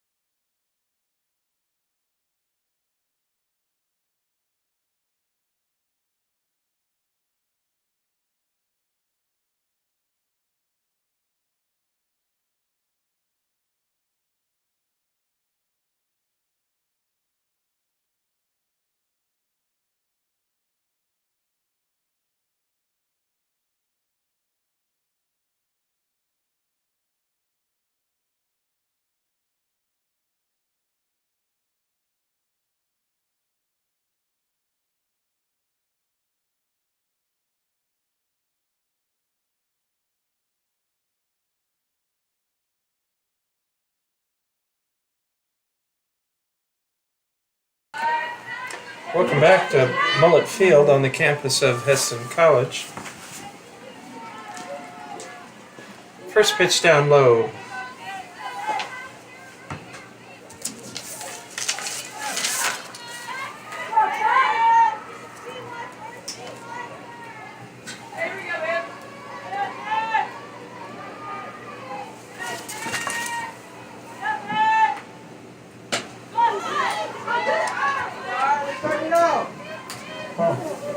Two balls, no strikes to Kat Carter, who had a fine game at the plate in the first game, double and a single, drove in a run.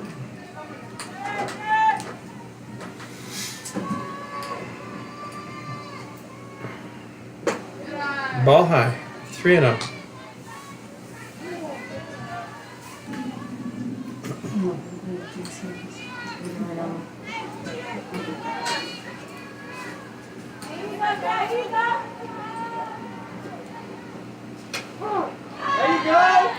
Outside corner, strike 1.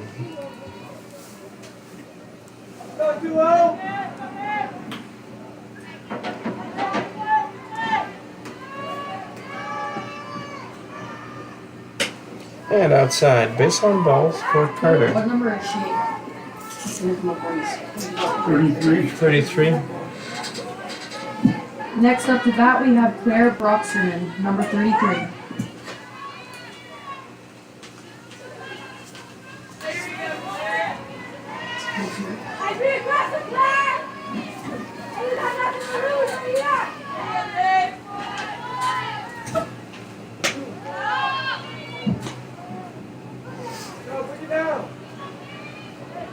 Temperature right now at West Smollett Field is 40 degrees. Feels like 35.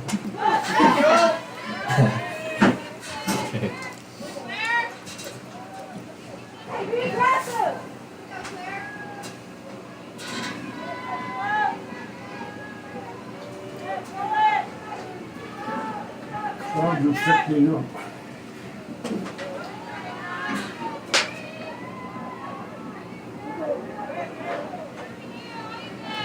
Two balls, one strike. To Claire.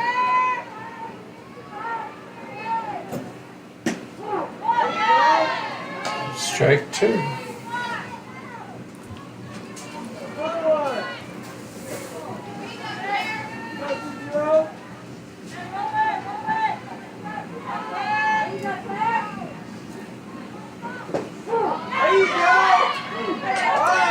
And a called strike three.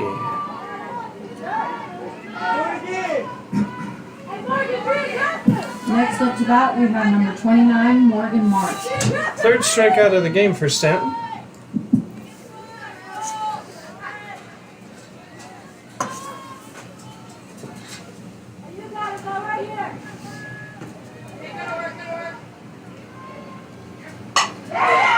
Ground ball to second for one.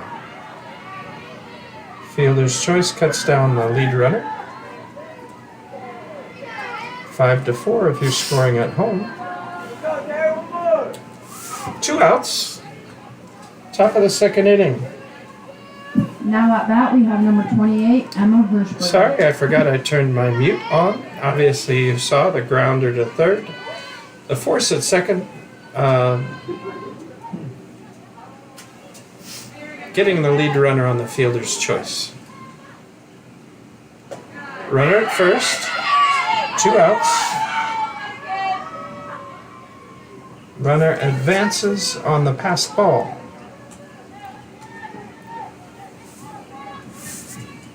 So a runner in scoring position now for Emma Hirschberger. Emma scored one of the Threshers' 3 runs in the first game and had a single.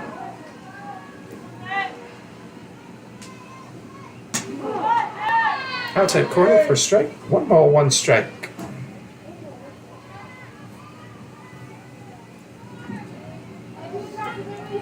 Wind chill, Hesston, Kansas. Consider it the best. That's still like between. I've never noticed that. And then. Foul ball, 1 ball, 2 strikes.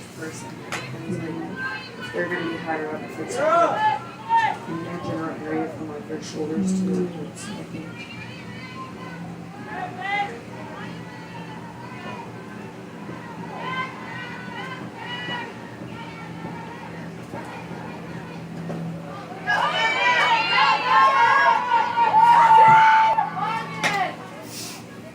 Chuck, would you score that a wild pitch or a passed ball?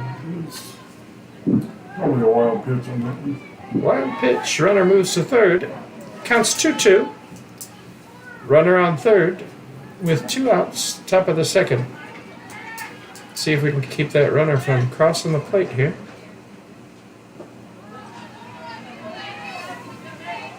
Ball in the dirt.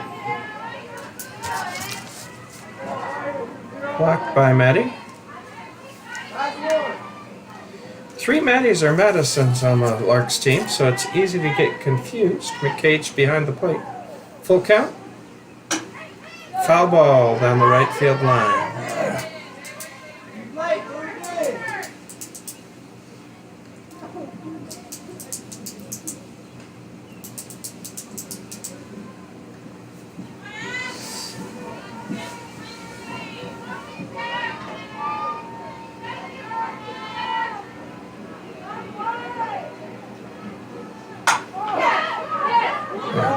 flare to second base. Easily taken care of. Larks get out of it. Thresher Strander runner at third base after 1.5 innings. There's still no score here at Best Mullet Field.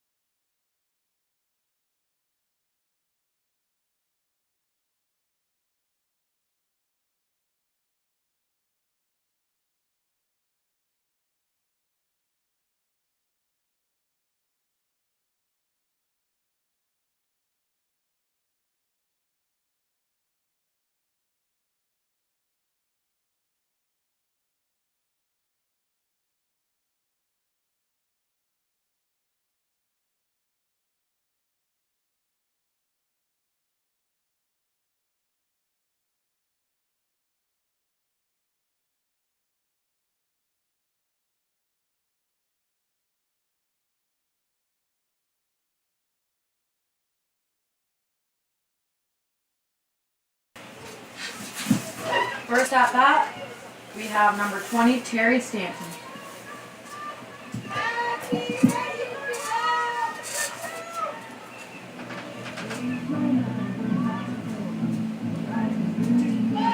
Pitcher Terry Stanton leads off for Hesston College.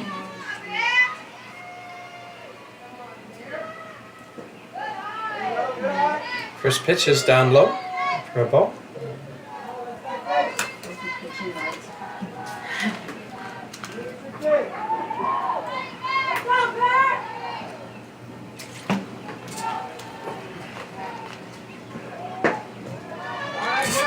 Ball 2.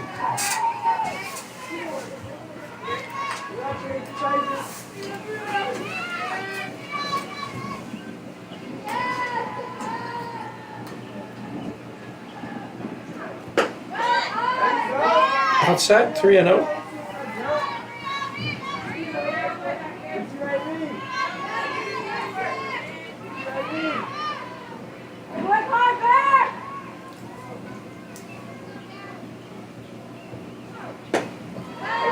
Ball 4.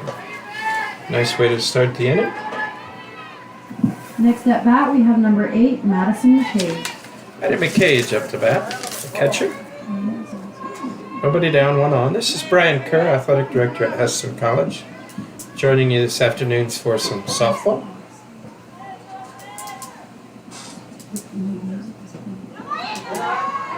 If you have questions about athletics at Hesston College, you can text me at 574-312-5198. I'll try to answer your questions. We had a couple nice softball players visit today. Coach Bell is on her. Coach Bell is probably the coach that is most organized and recruits ahead. She already has most of her slots filled for next year. She has a few more to fill. I think she'd love to have one more pitcher for next year. If you know someone that could help our softball team, shoot us a message. We'd love to recruit someone you feel could help us, or take a look at them at least. 2 balls, 1 strike. Strike 2. Had a pinch hit in the 7th inning of the Larks' first game loss.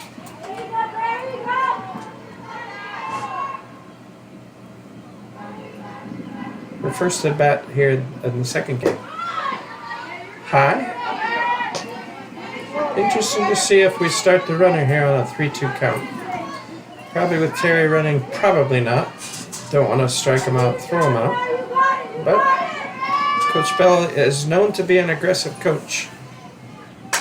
Runner is not started. It's probably good we didn't. Pop fly. Caught by the second baseman, 1 out. Now at bat, we have number 22, Madison Walton. That brings up Madison Walton. Madison worked in the athletic office as a student receptionist worker the first semester. Very nice young woman.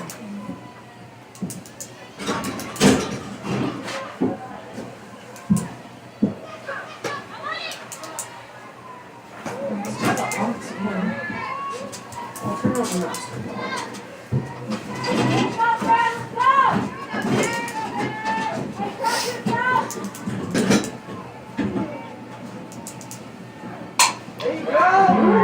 Good contact. Over the center fielder's head and up against the fence. Coach is waving the runner. Looks like there could be a nope, standing up, coming in. An RBI double for Madison Walton. She put a hurt on that ball. Now at bat for your Hesston College Larks, we have number 16, Katie Alaniz.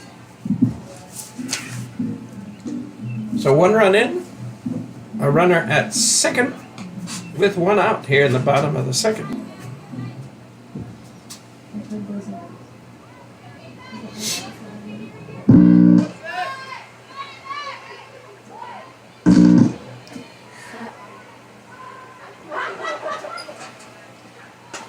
Oh, 1 inside. Coach Bell likes to use Katie in the 9 slot, kind of as a second leadoff hitter. Left-handed batter, bats for good average. To set things up for the top of the lineup. Called strike, 1-1 on the outside corner.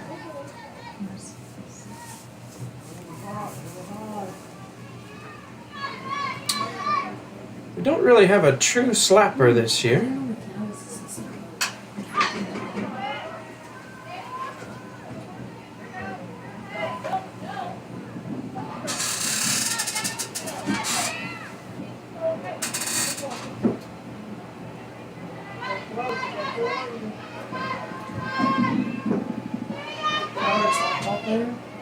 I teach myself how to bat both sides. Katie swings at a ball that was probably out of the strike zone. A strikeout there, 2 down. Now at bat, we have number 6, Skye Mcfee. Brings the top of the order, Skye Mcfee. Skye's probably the closest thing to a slapper that we have. So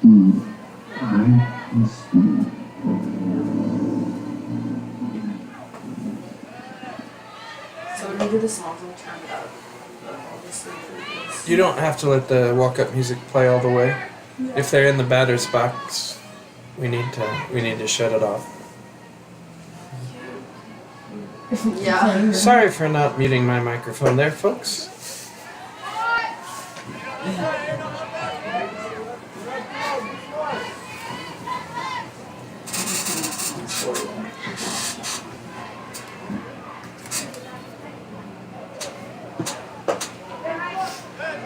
Inside.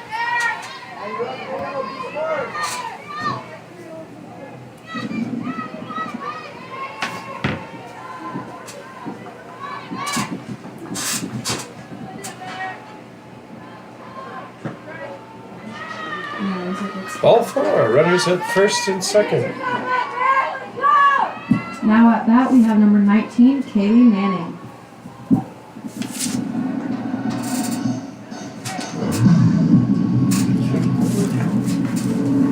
Sometimes the ball might explode without anyone.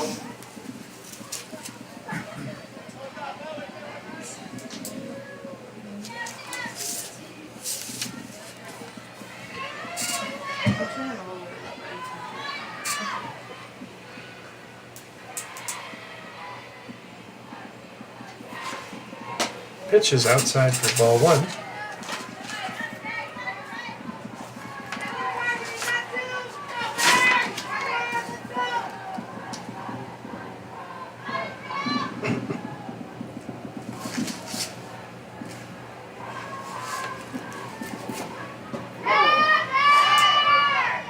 One and one. On the season, Kaylie is hitless in 3 at-bats. Does have a base on balls. Foul ball.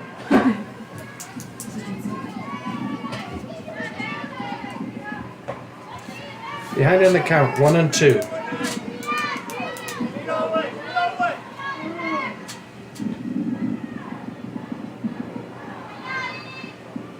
Runners at first and second, 2 away.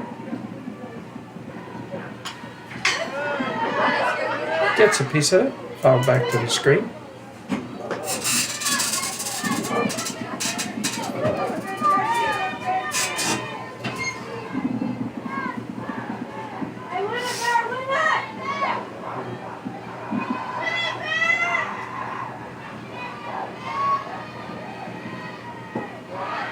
Ball low, 2-2.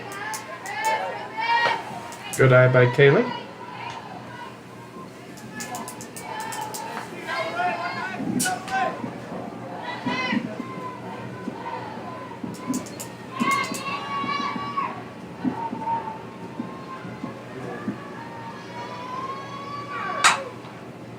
Foul ball on the third baseline.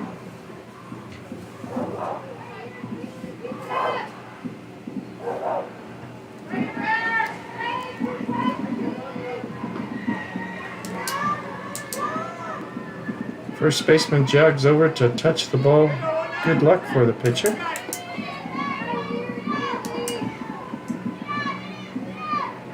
Maybe it's good luck for Kaylie. Here we go.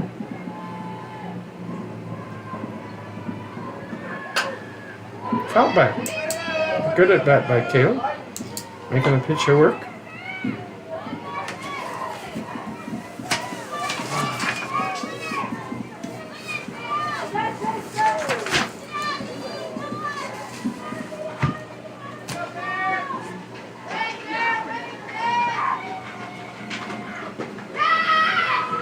Inside, full count.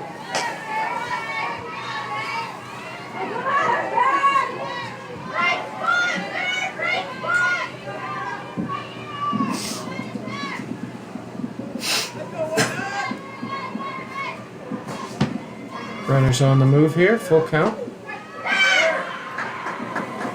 Just inside. That brings the bases loaded for the Larks' leading hitter. Now at bat we have number 15, Candace Durney. Hey, I'm running to the money, you know how I'm coming. Money to the Sunday night, thumb. Got these babies with her, you know she got her own money. Bags are juiced for the Larks' third baseman. Candace put a hurt on the ball here.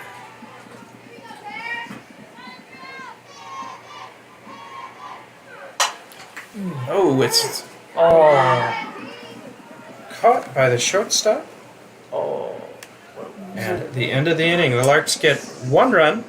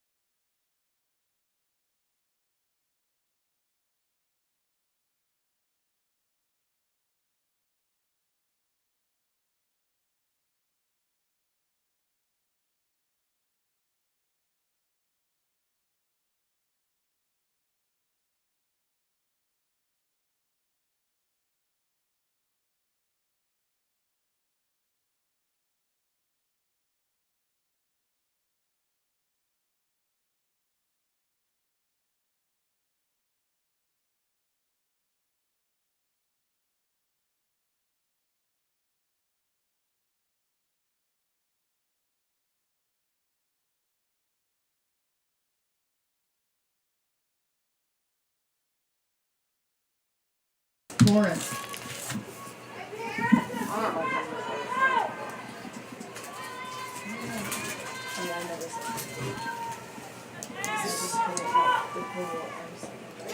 Swinging strike. Terry's ahead on the batter.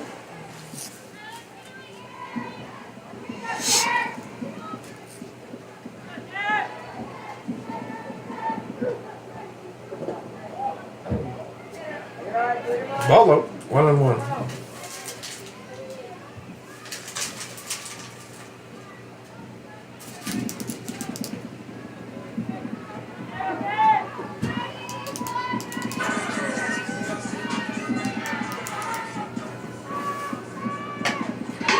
Foul back, strike 2. Terry bringing the heat there.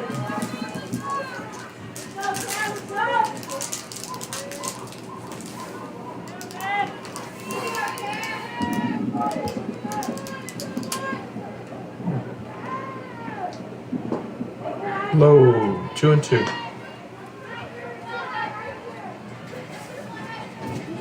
I'm joined in the booth by David, men's soccer player, our trusty scorekeeper Chuck, and 2 volleyball players, Sam and Taylor. Sam's a middle blocker hitter, and Taylor plays all the way around. She actually was a libero for a few games, and then she's an outside hitter. Sam plays all the way around too, but she's never worn the libero jersey. Let's just say. Fair enough. Works for me. No, but you at all. Literally. Oh, man. Oh, man. No, I understand. Strikeout 4. That's the 4th strikeout of the game for Stanton. What's the Now comment? at bat we have I don't number understand. 32, Ashley Kurt. You always say that. No, it's actually very Today. He says it every day. Like most life. Maybe his VUM today. I don't know. I don't know, Brian. I don't understand. Ooh, and that looks like it's the first hit of the game, falling just in front of the Larks right fielder. So, Oh, Yeah. it's not out. an opposite field single for Ashley Kurt.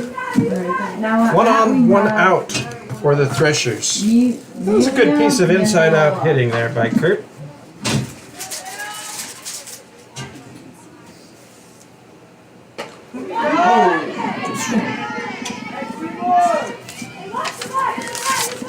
Brings up the leadoff hitter for the Threshers, Mendiola. Struck out her first time at bat. A swing and a miss. Stanton quickly ahead of the batter, 0-2.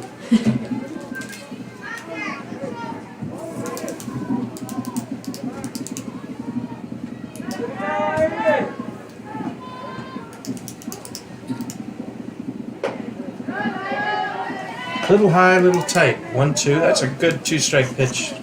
Close enough to make you think about swinging, but pretty much unhittable.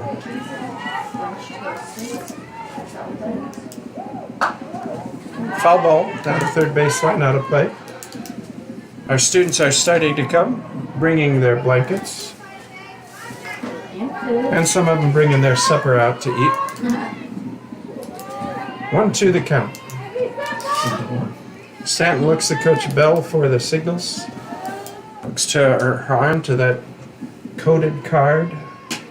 Strike 3, 2 down. Wow, what a play.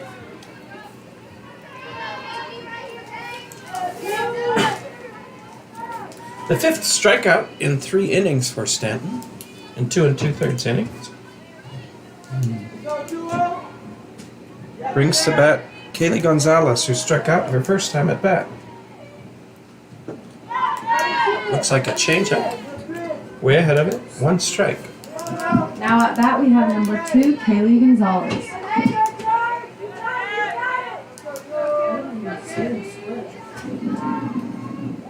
Our volleyball team is great at multitasking, watching their phones and This is the announcing one time batters. I was on my phone. Batters at the same time. This is part of it. But actually, that's the first time I missed a girl going right into the box. That's the first time. I promise. Torrin Henshaw brings out his supper plate. Looks like he should be willing to share. Shout out to Torrin there for making people in the booth hungry, Yeah, low-key, I am. doing nothing about it for us. Nice block by Maddie McCage. Counts leveled at 2-2.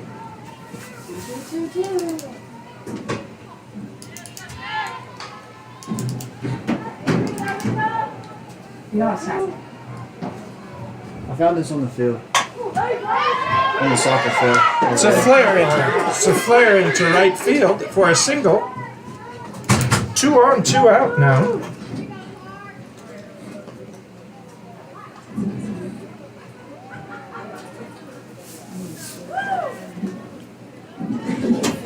Now at bat we have number 20, Carly Stevens. Carly Stevens is now on with runners at first and second.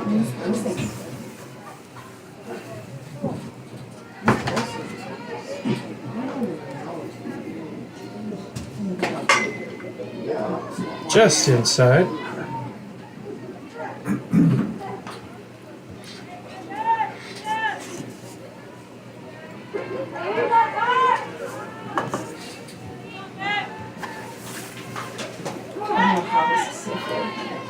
I know.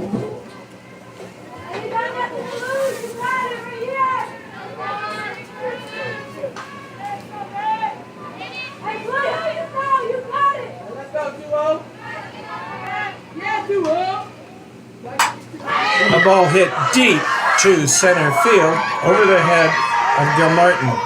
That'll be a stand-up double.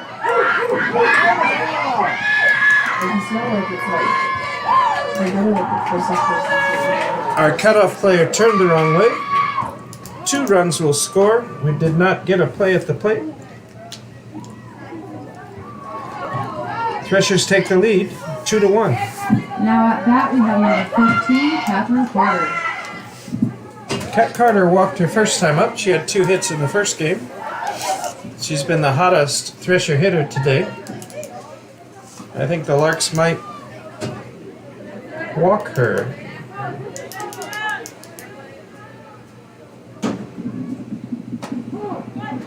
Strike on the outside corner. Shows what I know.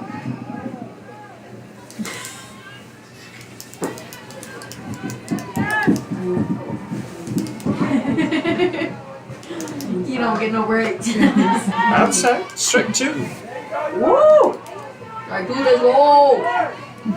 Get her out of here!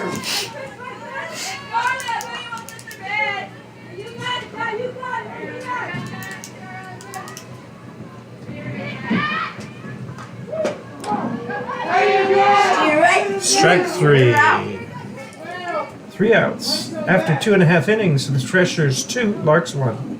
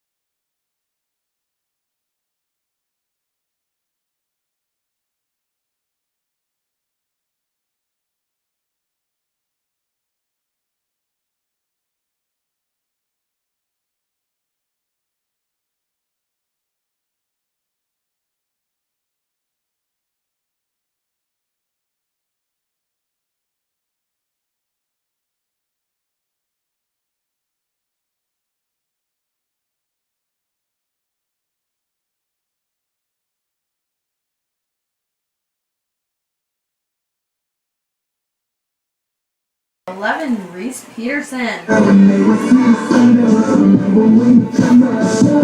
Reese Peterson leads off the inning for the Larks.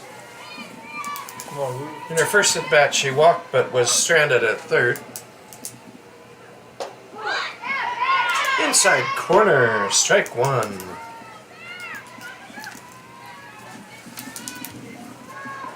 Not a lot of fans braving the weather as the wind chill's down to 34 degrees here in Hesston right now. Oh, and opposite field, that's a gapper. Looks like it will get to the fence. A double, maybe a triple. She's heading for third. There's a throw to third. Safe at third. A leadoff triple for Reese Peterson. And that's the way to start an inning. Bring up Mariah Gilmartin. In College Larks, we have Mariah Gilmartin. I'm good at this job. I should have done this sooner. Yeah, you're good.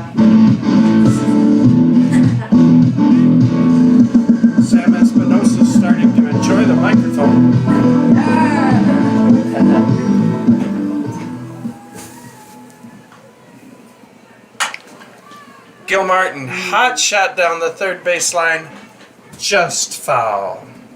That's a hit fair, but then as it crossed the bag, it was in foul territory and hit foul.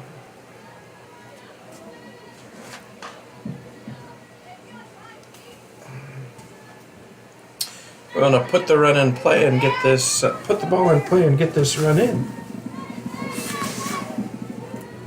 Of course, a hit and keeping the line moving, tagging other runs on would be great. Ball low, 1-1.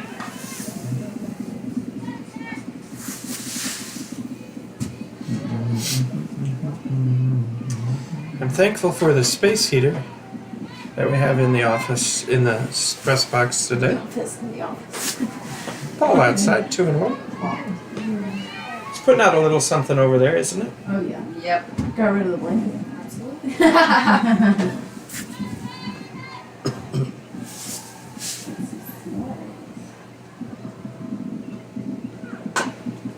Another foul ball, 2-2. I saw your friend Max walking across campus in shorts today. Oh yeah, that's right. He I doesn't had to talk to him and tell him that it was cold. He doesn't understand. Kid Every day is knows. 90 degrees. He knows. And I read it person. 2-2, nobody out, runner at third. Wait, where's he from? And a pop-up, easily handled by the shortstop. One away. 2 times in a Now row at bat we have number 20, that Mariah Terry has popped out to Stanton. the shortstop.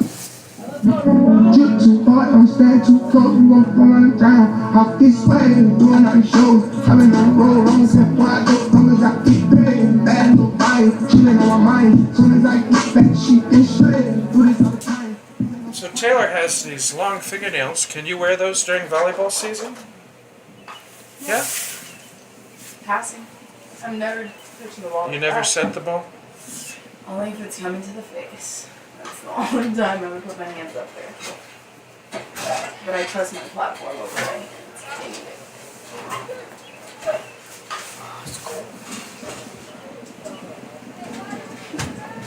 And they're really exciting. It's pads of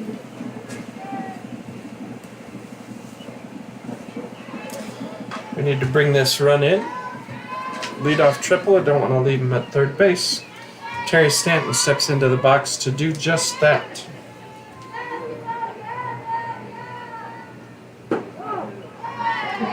Outside corner, strike one.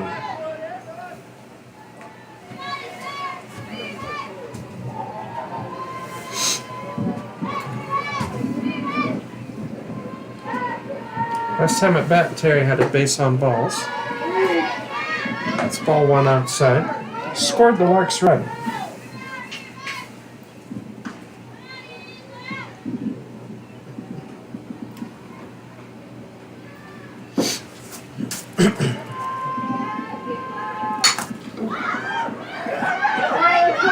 Pop fly down the line. Caught in foul territory by the third baseman. 2 outs.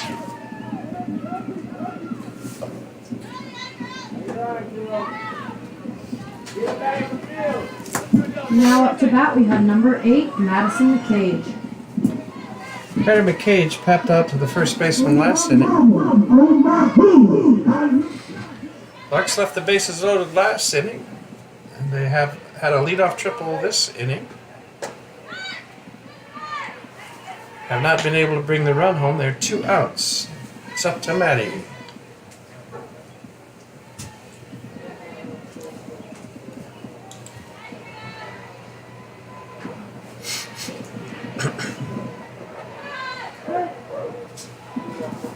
Madison McCage is hit by the pitch.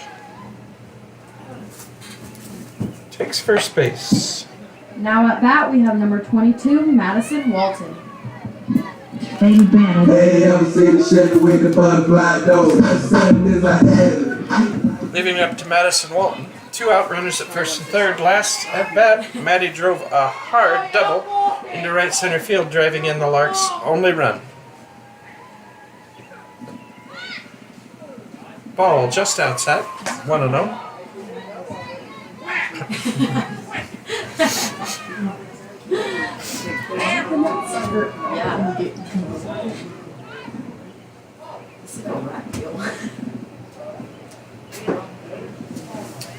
Ball came into play from the Threshers bullpen. Short delay here while Max Hesston jogs down the line and throws it back into the bullpen. One ball, no strikes. Foul back. 1-1.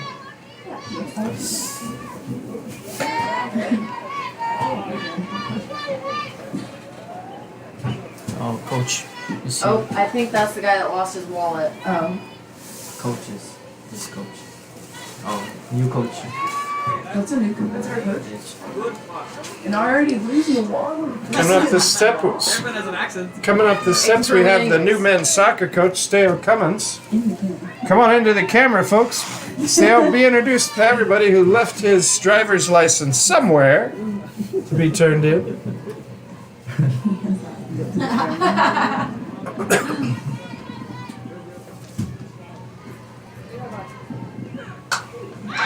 And popped up to the third baseman. The Larks squander a leadoff triple after 3 innings. It's 2-1. Threshers. I should sound very.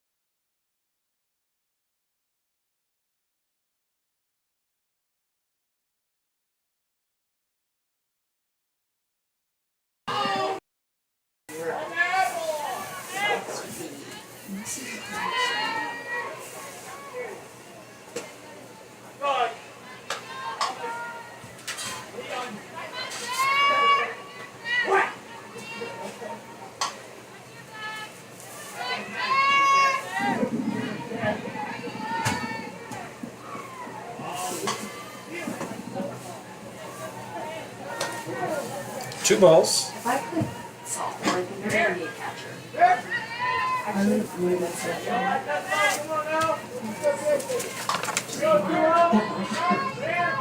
I wouldn't make that. Usually it's Ball 3. You gotta do 1, 2. I've scared our student workers by turning on the lights in the press box.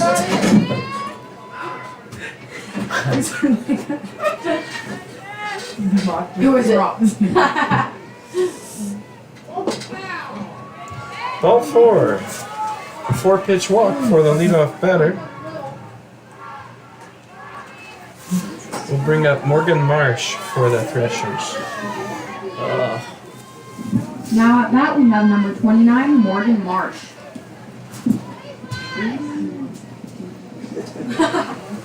It's easier.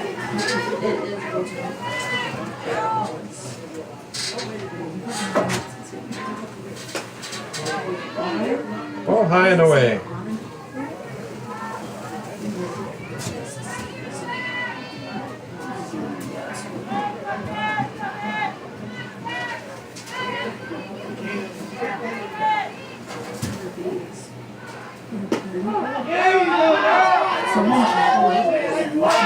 You're joking like that. 1-1 the count. Just past them. Somebody's Swing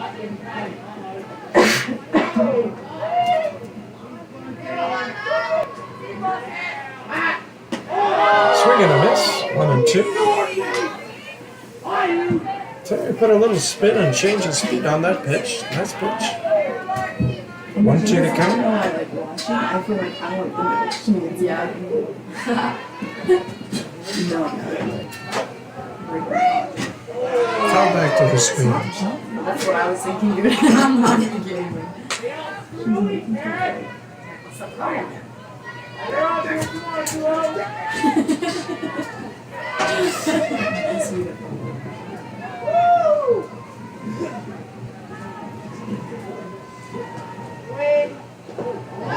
Ball low. Good job of blocking the pitch by Maddie McCage.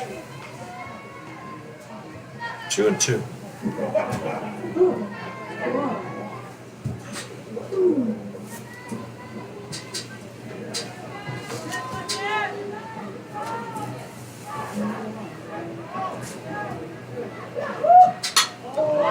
Popped up. Katie Alaniz calls for it. Makes the play just into fair territory. There's 1 out in the inning.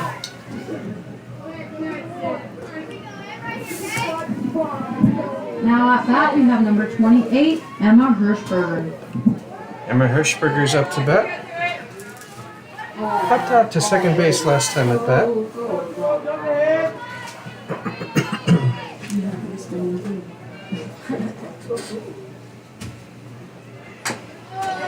Fouls the first pitch back.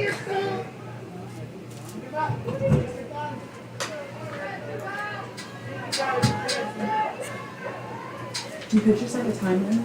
That's what I was thinking. Because volleyball, you I can don't sound. know. It's just so. Because I'm just standing.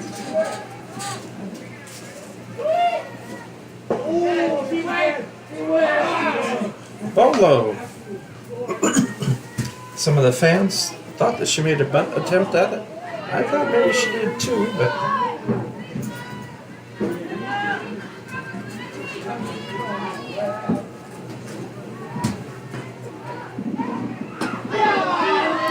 strike on the outside corner, 1 and 2. And if you're listening to the fans, you can tell that the baseball team has been arriving.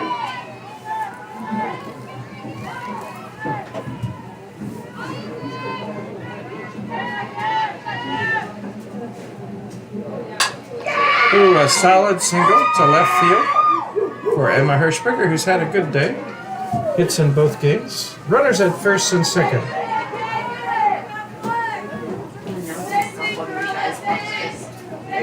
And next up at bat, we have number 7, Corellis Porras. Corellis is up to bat. Last time at bat, she struck out.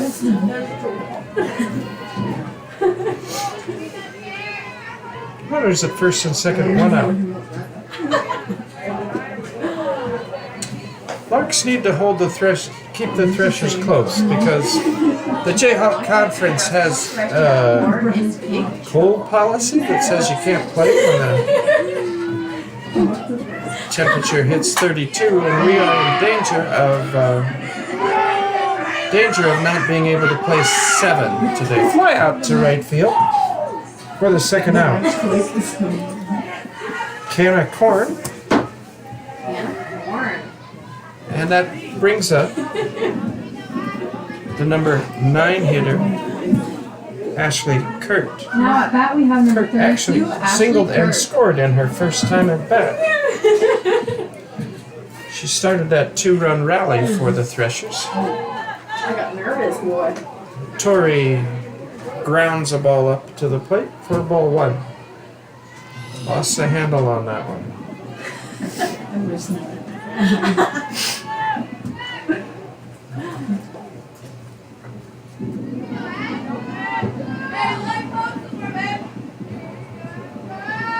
Is this game gonna be over so we can get dinner? Oh, foul back.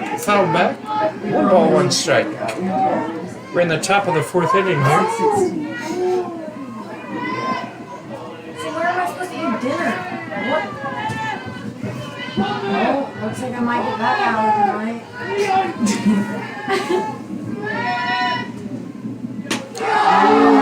A changeup. for a swing and a miss, strike 2. Women's soccer is represented by our junior business majors. Carol Longenacre and Rachel Weaver arrive. Foul back.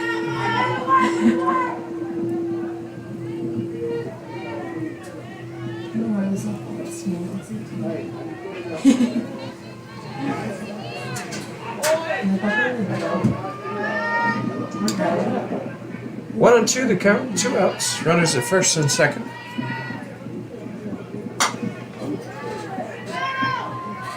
Changeup. Kurt is ahead of the pitch, fouling it down the third baseline.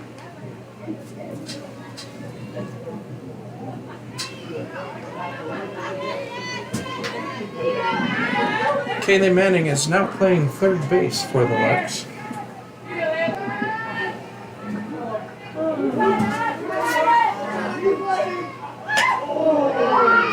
Fastball outside, 2-2.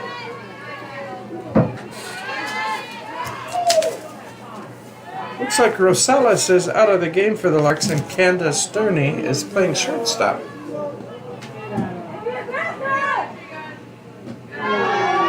Change up, full count. That means the runners will be on the move with the pitch here.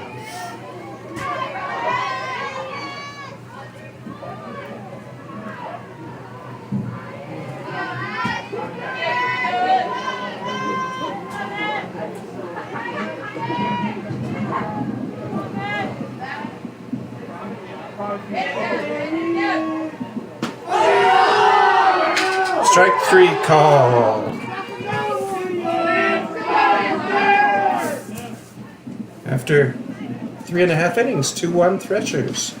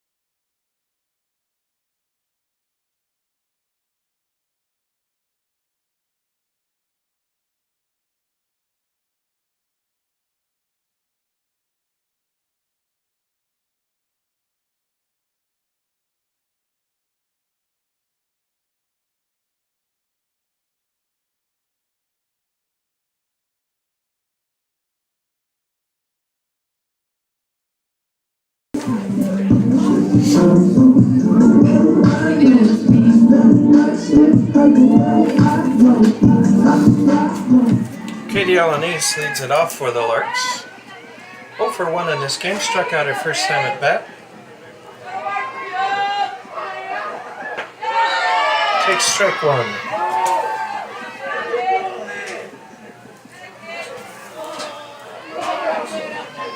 When we're done, it's gonna freeze tonight, so we need to take everything to the cart and take it in.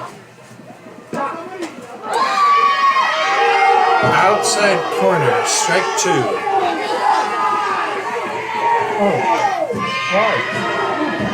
A few of our baseball fans did not like the call.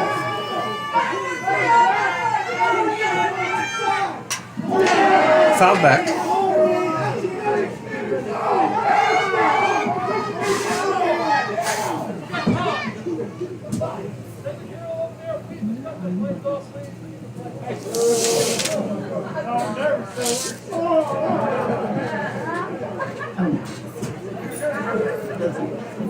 Baseball team thought they were going to get yelled at there. I know, they were all like,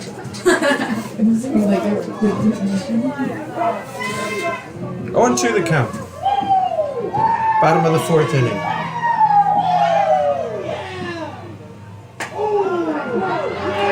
Just outside. 1 and 2 the count.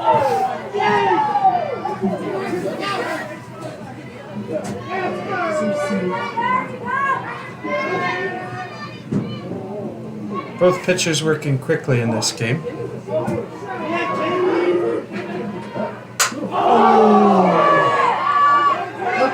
everybody drop it.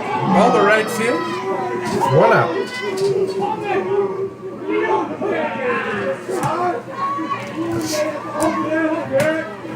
Brings up Skye Mcfee, who walked her last time at bat. Next up to bat, 0 we for have 1 number with a walk. 6, Skye Mcfee. Okay, here we go. Focus. Speed.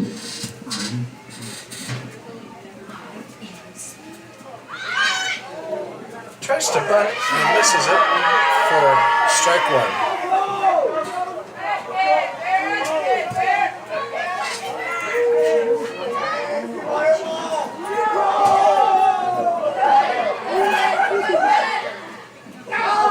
Ball 1.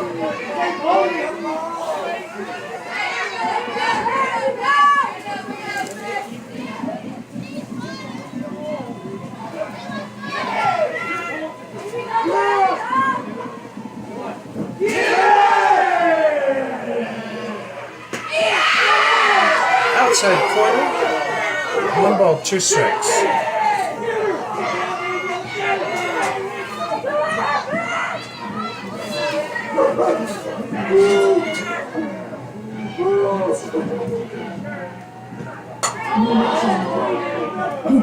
Down the right field, left field line foul. 1 ball, 2 strikes.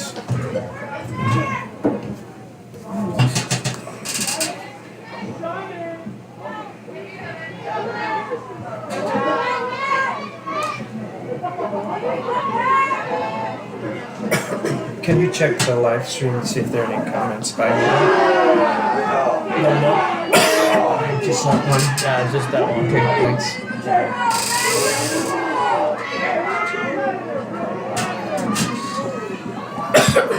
2 balls, 2 strikes.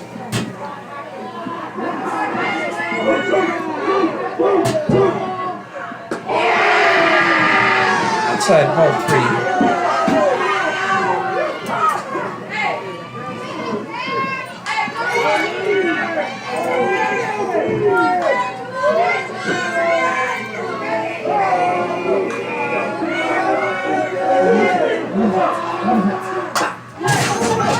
Ground ball to third base. Throw across the diamond for 2 outs.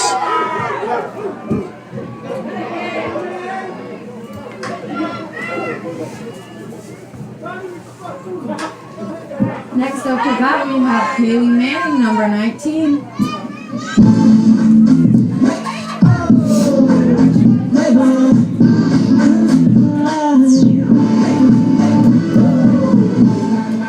Batting is Kaylie Manning. We've had 2 pretty clean games, only 1 error in the first game today and none in the second. Good pitching, good fielding. First pitch strike.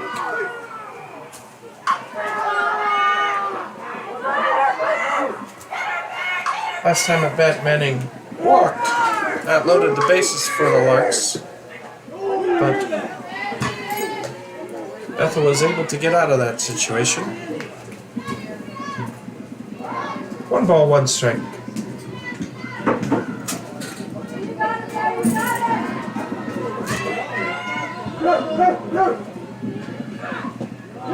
Ball low.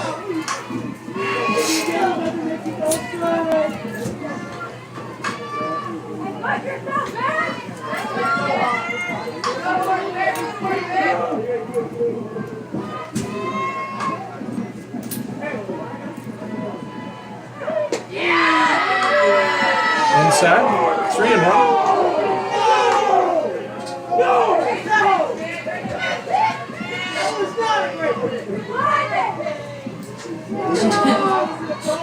The hitter's pitch here. You want to look for that pitch that's right where you want it. It's not where you want it, or you lay off of it. And another walk for Manning.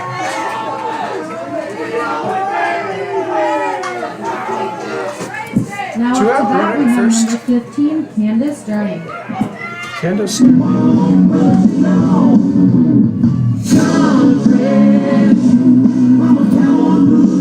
Never Ernie's 0 for 2 in the second game today.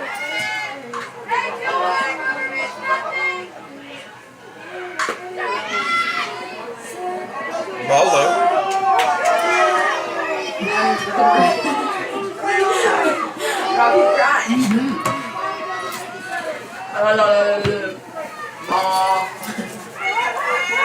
Mic test. Check.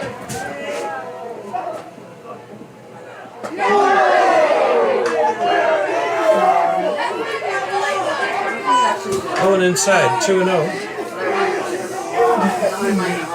Over my thigh, maybe. Yeah. I'm growing up.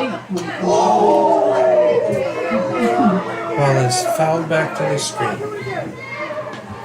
2 and 1.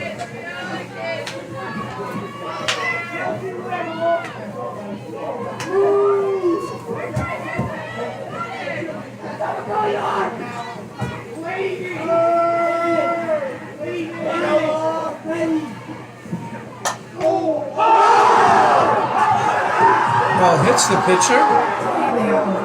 Line back. An infield single for Durney. Now batting, we will have number 11, Reese Peterson.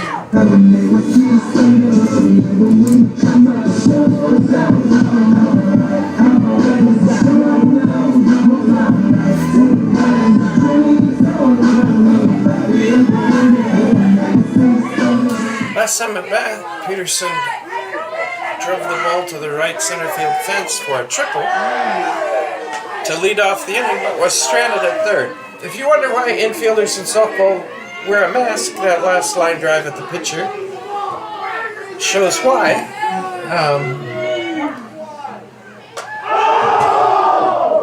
Foul ball down the field line. Pitchers and third baseman are very close to the batters, so is the first baseman.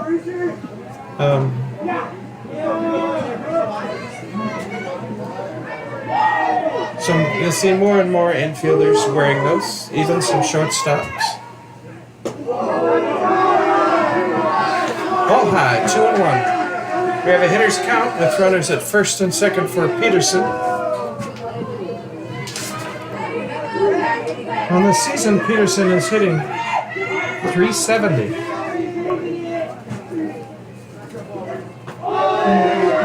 Outside, 3 and 1. Because for girls that do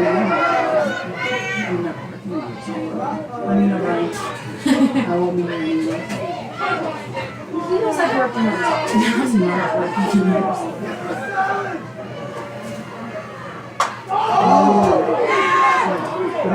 Into left field, a sliding catch by the left field that ends the inning. After 4 innings, it's 2 to 1 Threshers.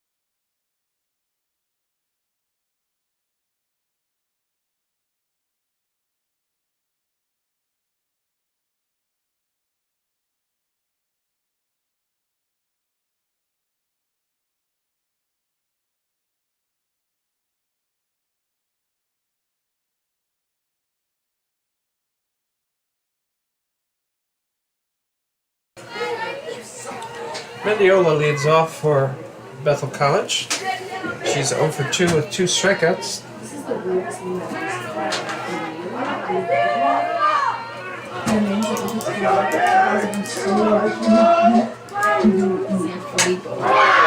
puts a hurt on the ball, but it's right at the left fielder. And 1 out. I say the ball is not traveling extremely well today, I don't Kaylie think. Gonzalez. The ball looked like it was hit hard, but was really not a hard play. Hey, the men's soccer team is represented. Sammy Mira is in the house. Billy Questo. And men's basketball stand-up Taj Burrows is in the house. On the stand. You just see the tongue. Could see him coming up the stands there. High fly ball. That could be in a trouble there. Right field. Skye Mcfee comes in, makes a nice play. In the end, it was really a fairly easy catch, Next up to bat, we have number 20. but she did have to run quite a ways.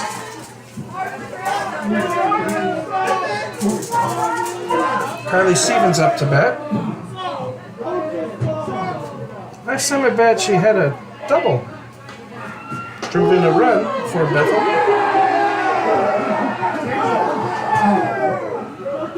Maybe drove in 2 runs, actually. The big hit of the game. Strike 1.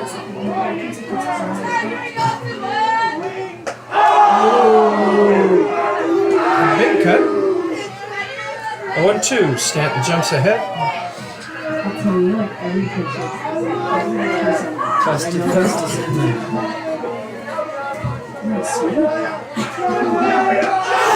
And strike 3, a 1-2-3 inning for the Larks. We're into the bottom of the 5th with the score. Bethel 2, Hesston 1.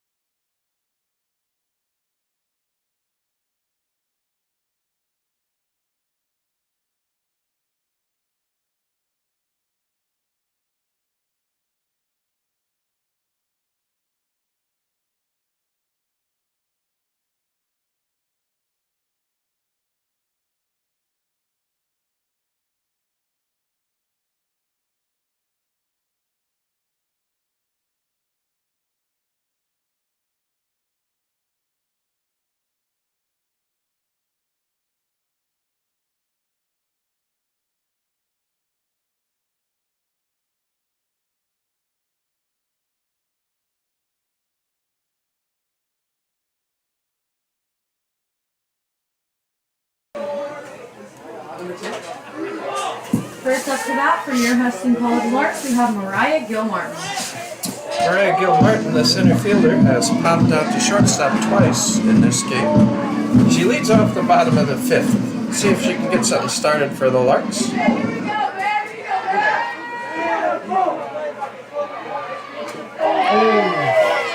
Swings at the first pitch, strike 1. Pitcher pulled the string on that one.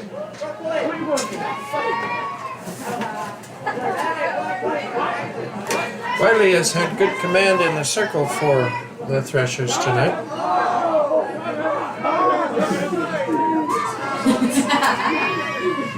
You're out of here. Only 3 walks, actually 4 walks on the night. 3 of them to the number 2 spot in the Larks lineup. Ball 1, strike 1.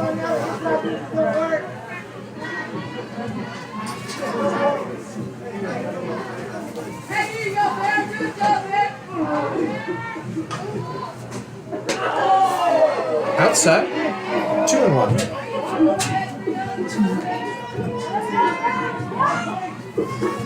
That's not fully. Yeah.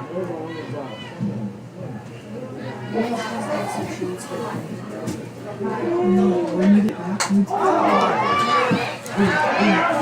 Popped up near the fence, but out of play. 2-2's the count.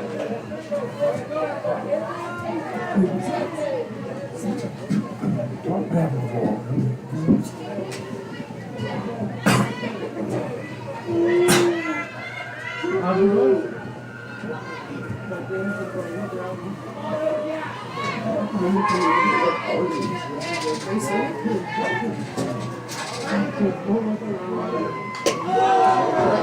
Little outside, a little high, full count.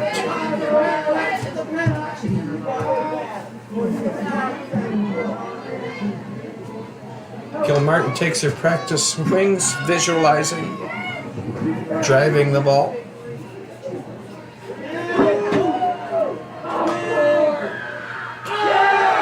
Ball forward.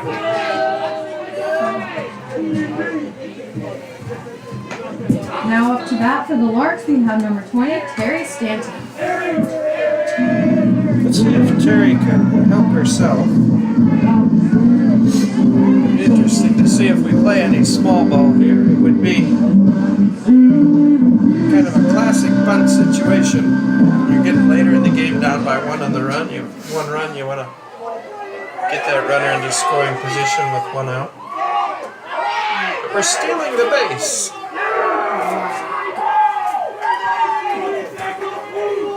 Good wheels by Gilmartin. I believe that's our first stolen base of the doubleheader. First attempt. Actually well ahead of the throw. Throw was offline. Runner in scoring position for Stanton with nobody out.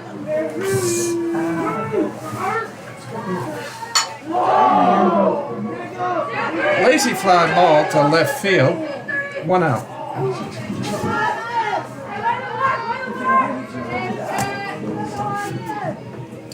Larks have had quite a few runners in scoring position. We've stranded 4 runners in scoring position. Now batting, we have number 8, Madison Walton. The most painful one was the leadoff triple that we could not bring in. The cage has been hit by a pitch and popped out to second base. 0 for 1. On base percentage of .500 for the game. Ball 1. High. An aggressive leadoff at second base by Gilmartin.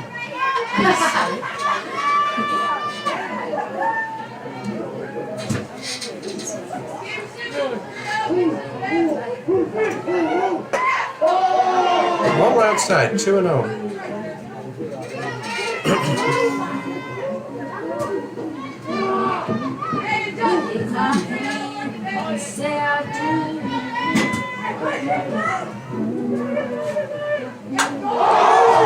She hits the ball pretty hard. Over the left fielder's head. Gilmartin was tagging up, but still makes it home on the double by Maddie McCage.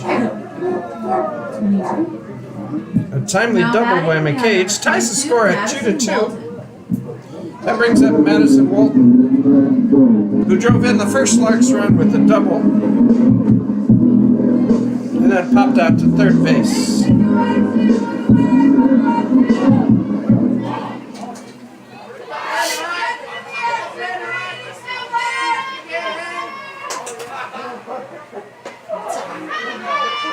First pitch on the inside corner. Would have been a tough pitch to hit.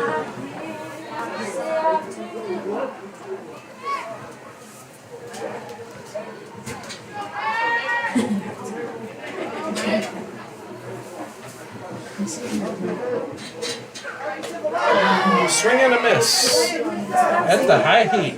I think I should take over Brian's job. Going to? No. We can switch next inning. No. Sam wants to do play-by-play. I absolutely do not. I thought you said, I think I should take over Brian's job. I mean, I got the speaking voice. I just don't have the knowledge. Oh, you mean you want to be athletic director? That's the job you Oh, want. yeah, that's what I thought she was going to say. Pass. No, you don't want to do that? I'll take it. Probably. Nah, I'm good. Okay. I'm sure it's a good job, though. You're coming for my job? No. Okay. I mean, I could. I am warned. Just so you know, I am nearing retirement age. A change up and a strikeout. There are 2 outs. Now batting we have number 16, Katie Alaniz.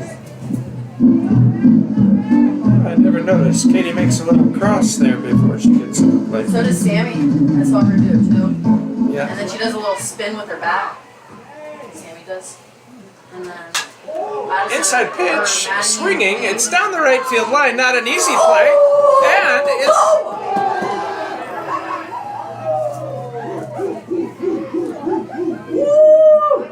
kind of bad news. Kind of bad news bears there because Katie tripped over first base watching the play. I think I would have to rule it an error. Chuck, what did you do? E4. E4, but it does bring in a run, and the Larks take the lead 3-2. Skye Mcfee. 2 outs, Alaniz at first base. She has a little speed. It'd be interesting to see if we try to steal second. Right down the middle for strike 1.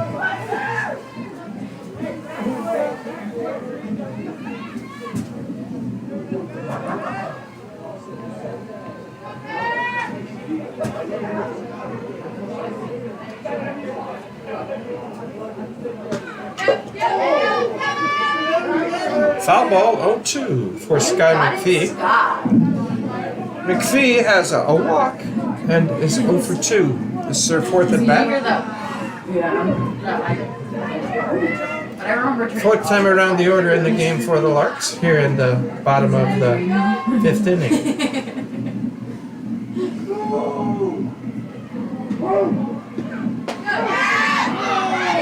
Strike 3 call. After 5, 3-2 Larks.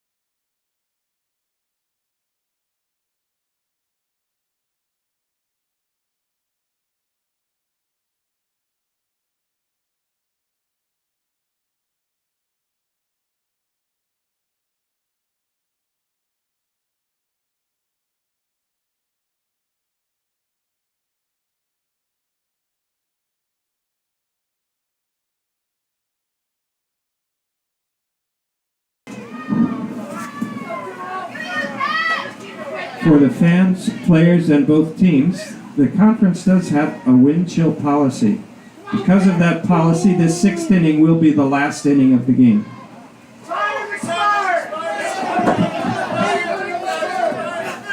Batting for the Bethel Threshers, we have number 15, Catherine Carter.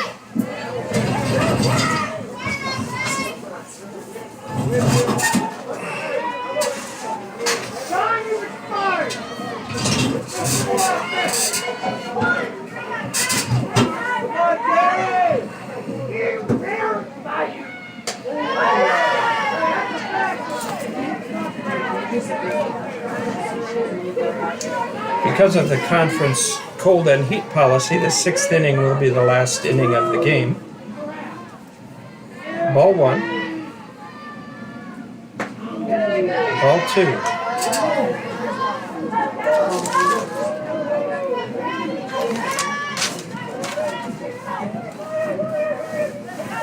Batter is Kat Carter, who's been the hottest hitter for Bethel on the day.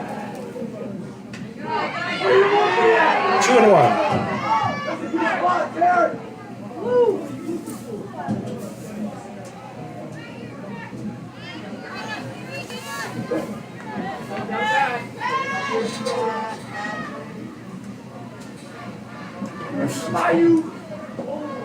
All low, 3-1.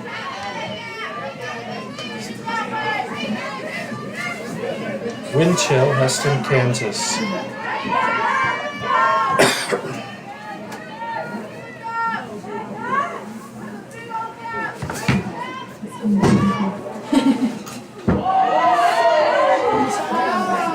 Swinging strike, full count.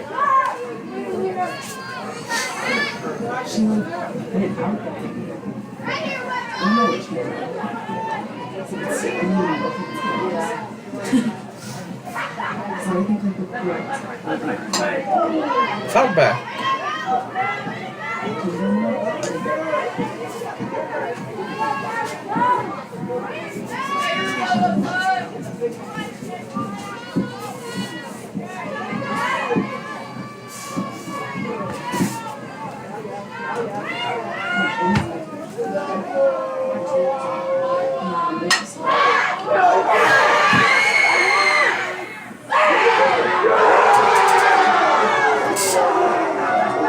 A line drive to Durney at shortstop.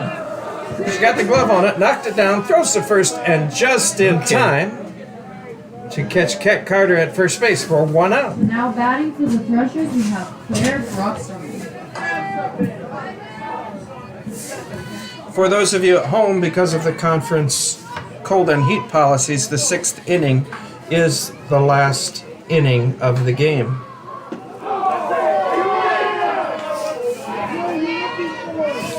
So if they don't score, it's done, right? But If they don't score, it's done.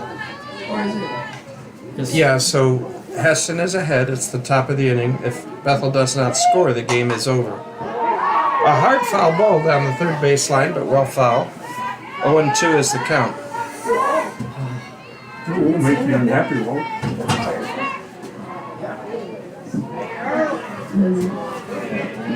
Yeah, that's right. I'm glad this one. Yeah. Because I would have. When the game's done, I'm gonna go gather the ice chests and put them in the cart. Strike 3, 2 outs. You'll pack stuff up. yes. I need like all 4 of those to the cart. Before 1, 2, 3, 4. Okay. Got it. 2 down here in the top of the 6th. Now at bat, we have number 29, Morgan Marsh. Got the jumper here.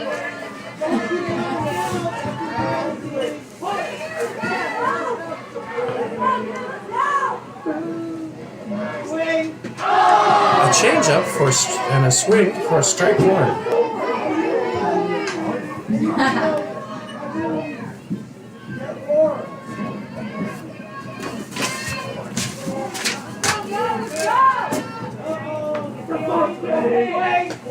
By an outside, 1-1.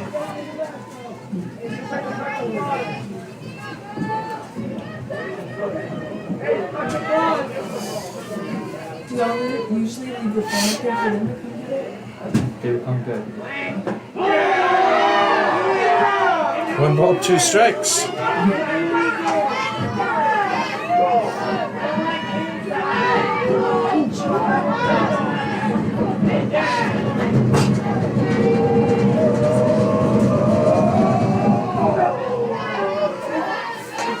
Low, 2-2.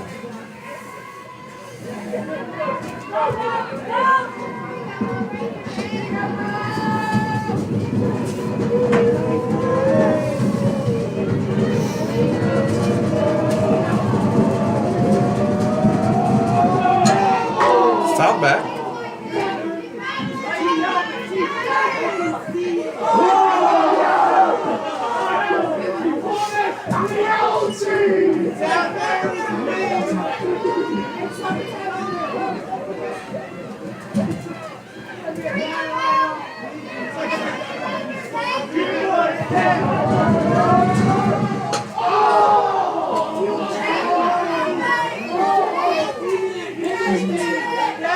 Foul ball. 2-2 is the count. Hawks have 3 runs on 3 hits. Threshers have 2 runs and 4 hits and 2 errors. Second error probably being the difference in the game here.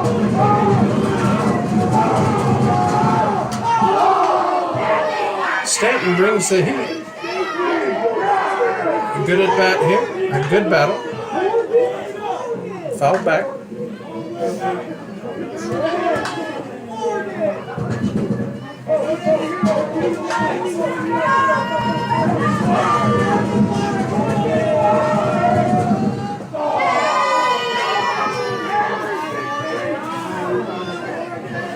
Full count. Here's the payoff pitch.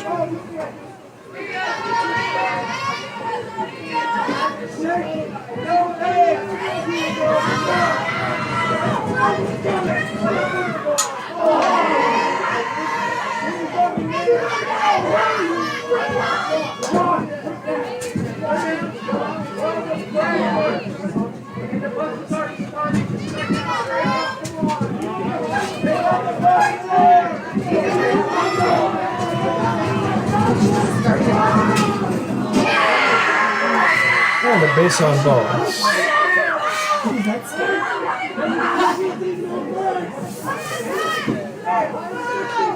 Now at that we have number 28, Emma Hirschberger. Emma Hirschberger is 1 for 2 in the game. Single last time at bat. She also had a single in the first game. Has hit a couple balls hard. Ball high.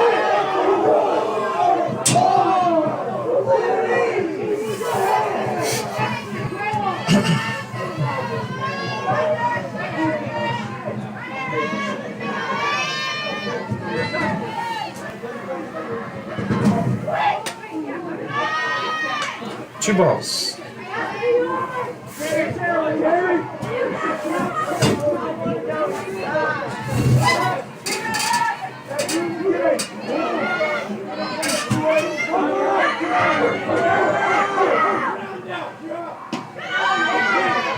Ball low, 3-0.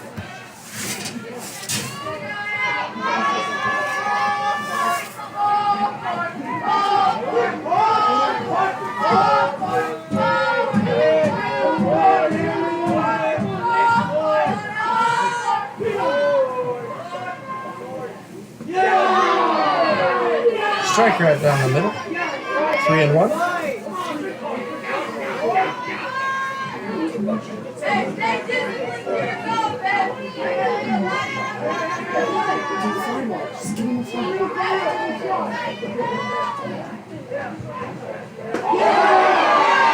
Full count. Go, Jared! Reverse, Jared. Runner will be moving on the pitch. Payoff pitch for Stanton.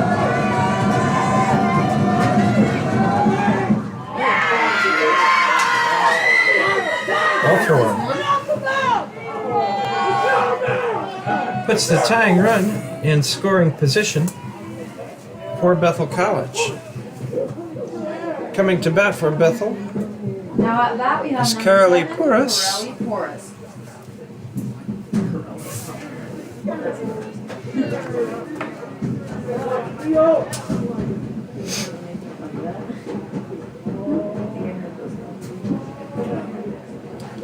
The catcher for Bethel is 0 for 2. We're having a conference on the mound with Coach Bell.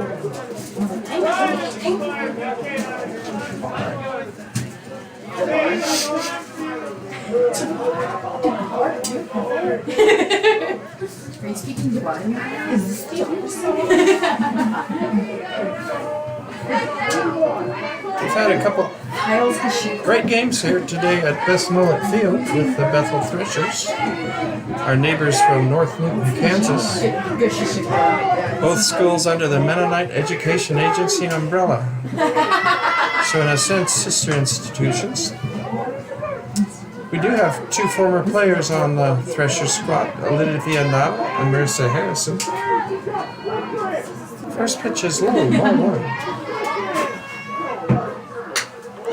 A swing, and it's fouled back out of play. 1-1.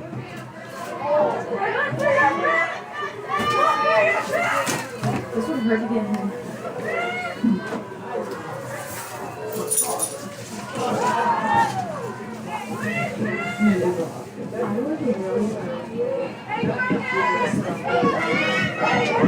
And they just like secret, yes. Ball high.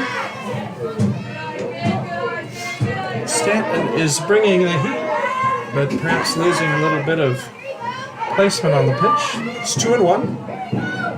Big pitch right here. Swung, driven into right center field and deep. On the run. Larks cannot catch up to it. It's a stand-up double that drives in 2 runs. So what is it?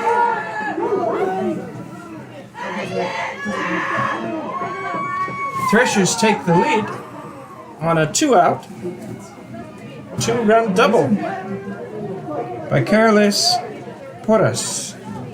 And that brings it up to bat. Ashley Kurt. Kurt is 1 for 2 with a single and run scored and a strikeout. Dude, what is going?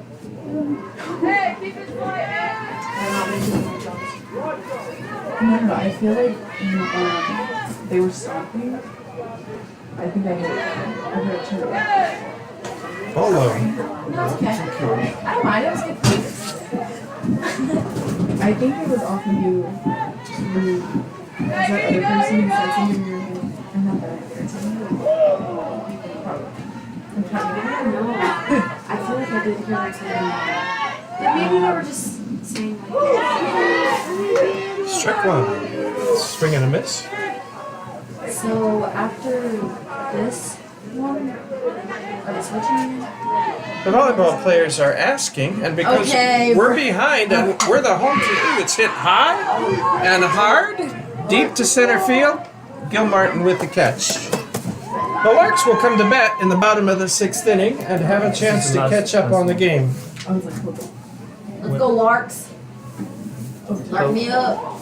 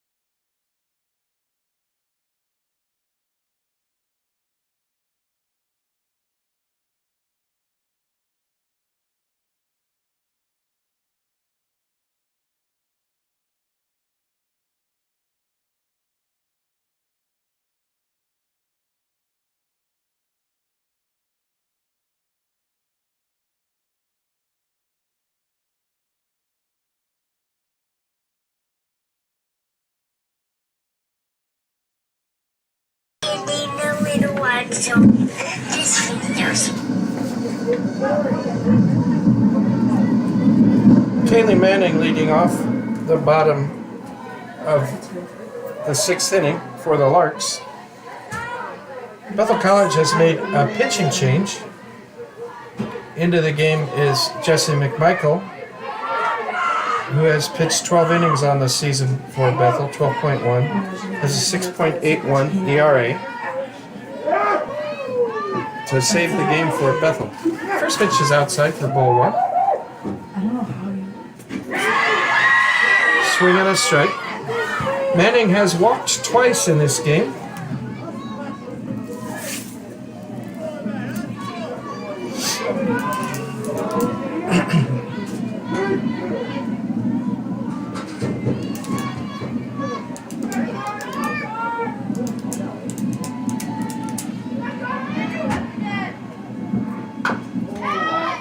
Foul ball, 1 ball, 2 strikes. Appears to have hit Manning's foot.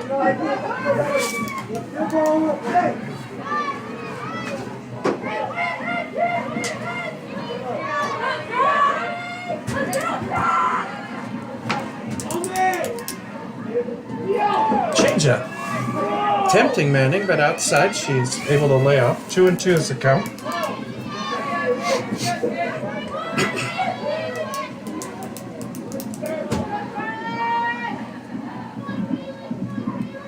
You want to check them in here watching. Strike 3. Manning swings at a pitch that was outside. Brings up Candace Durham with 1 out. Now up, we have number 15, Candace Durney. How many people are watching? How many people are watching? 24 right now. Okay. Thanks. That's weird. I just like, 2 balls. Highest is 42.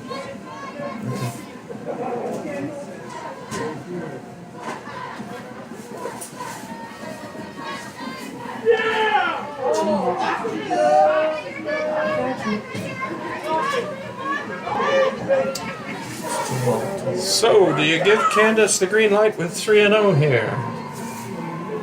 Usually I know that Coach Bell does not, but it's your home run hitter. Must have been 2-0. Now it's 3-0. Now it's 3-0. They have not really given Candace anything close to hit. Although that one was there.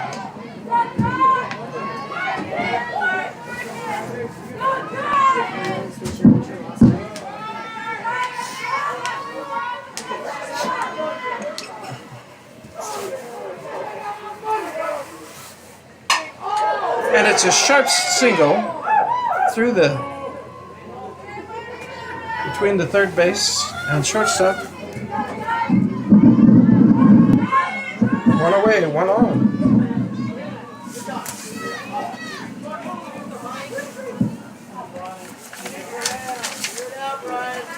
Brings up Now Peterson, after that, we have number 11, Reese Peterson. who has a base on balls, a triple, and a slide out to left field. A pinch runner for the Larks. Is that number 7? No, 3. 3, I think. 3. 3.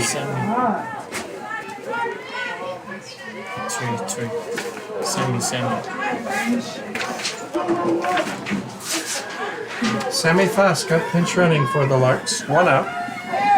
She represents the tying run on first base. Larks have stolen 1 base. Oh, she picked a good pitch to steal on because they threw a changeup, so she's into second base easily. Puts the tying run in scoring position. 1 out.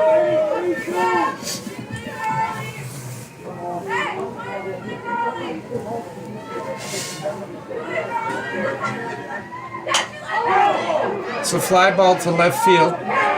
Drops in front of him. Safe at third base. On the throw to third, Peterson moves up to second base. Mariah. So a double We have number puts runners at second and third. That means that the winning run is now at second base, the tying run at third base. Fly ball can tie the game.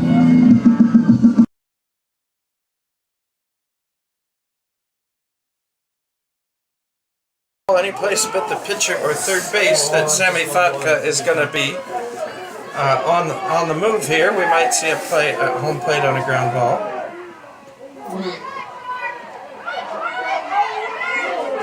Snap throw down to third. Sammy is back easily in time. The fans, the baseball team is on their feet cheering for a walk-off single, home run double, whatever. Outside.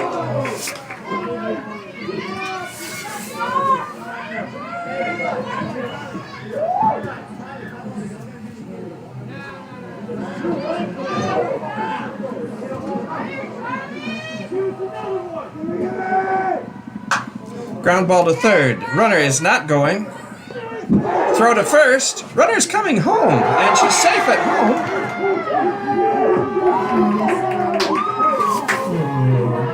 Larks tie the ball game. Now at bat for the Larks, we have number 20, Terry Stanton. So it looks like it's an 8-3. Yeah, drop the ball. First base dropped the ball. We have runners at first and third with one out.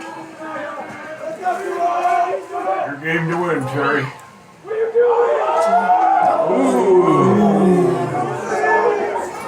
We stole second. The throw went to third, got away from the third baseman. That was a close call. It would have been an interesting play at the plate. Of course, Bethel knows that that runner at second is inconsequential, so they let her take second without a throw. Terry drives the ball. It's over the head of the right fielder, and it's a walk-off. Final score is 5-4 Larks. 6 innings. We're close at 5. No more 6. Final score is 5-4 Larks. Thanks for watching on the Larks Sports Network. Back up this stuff.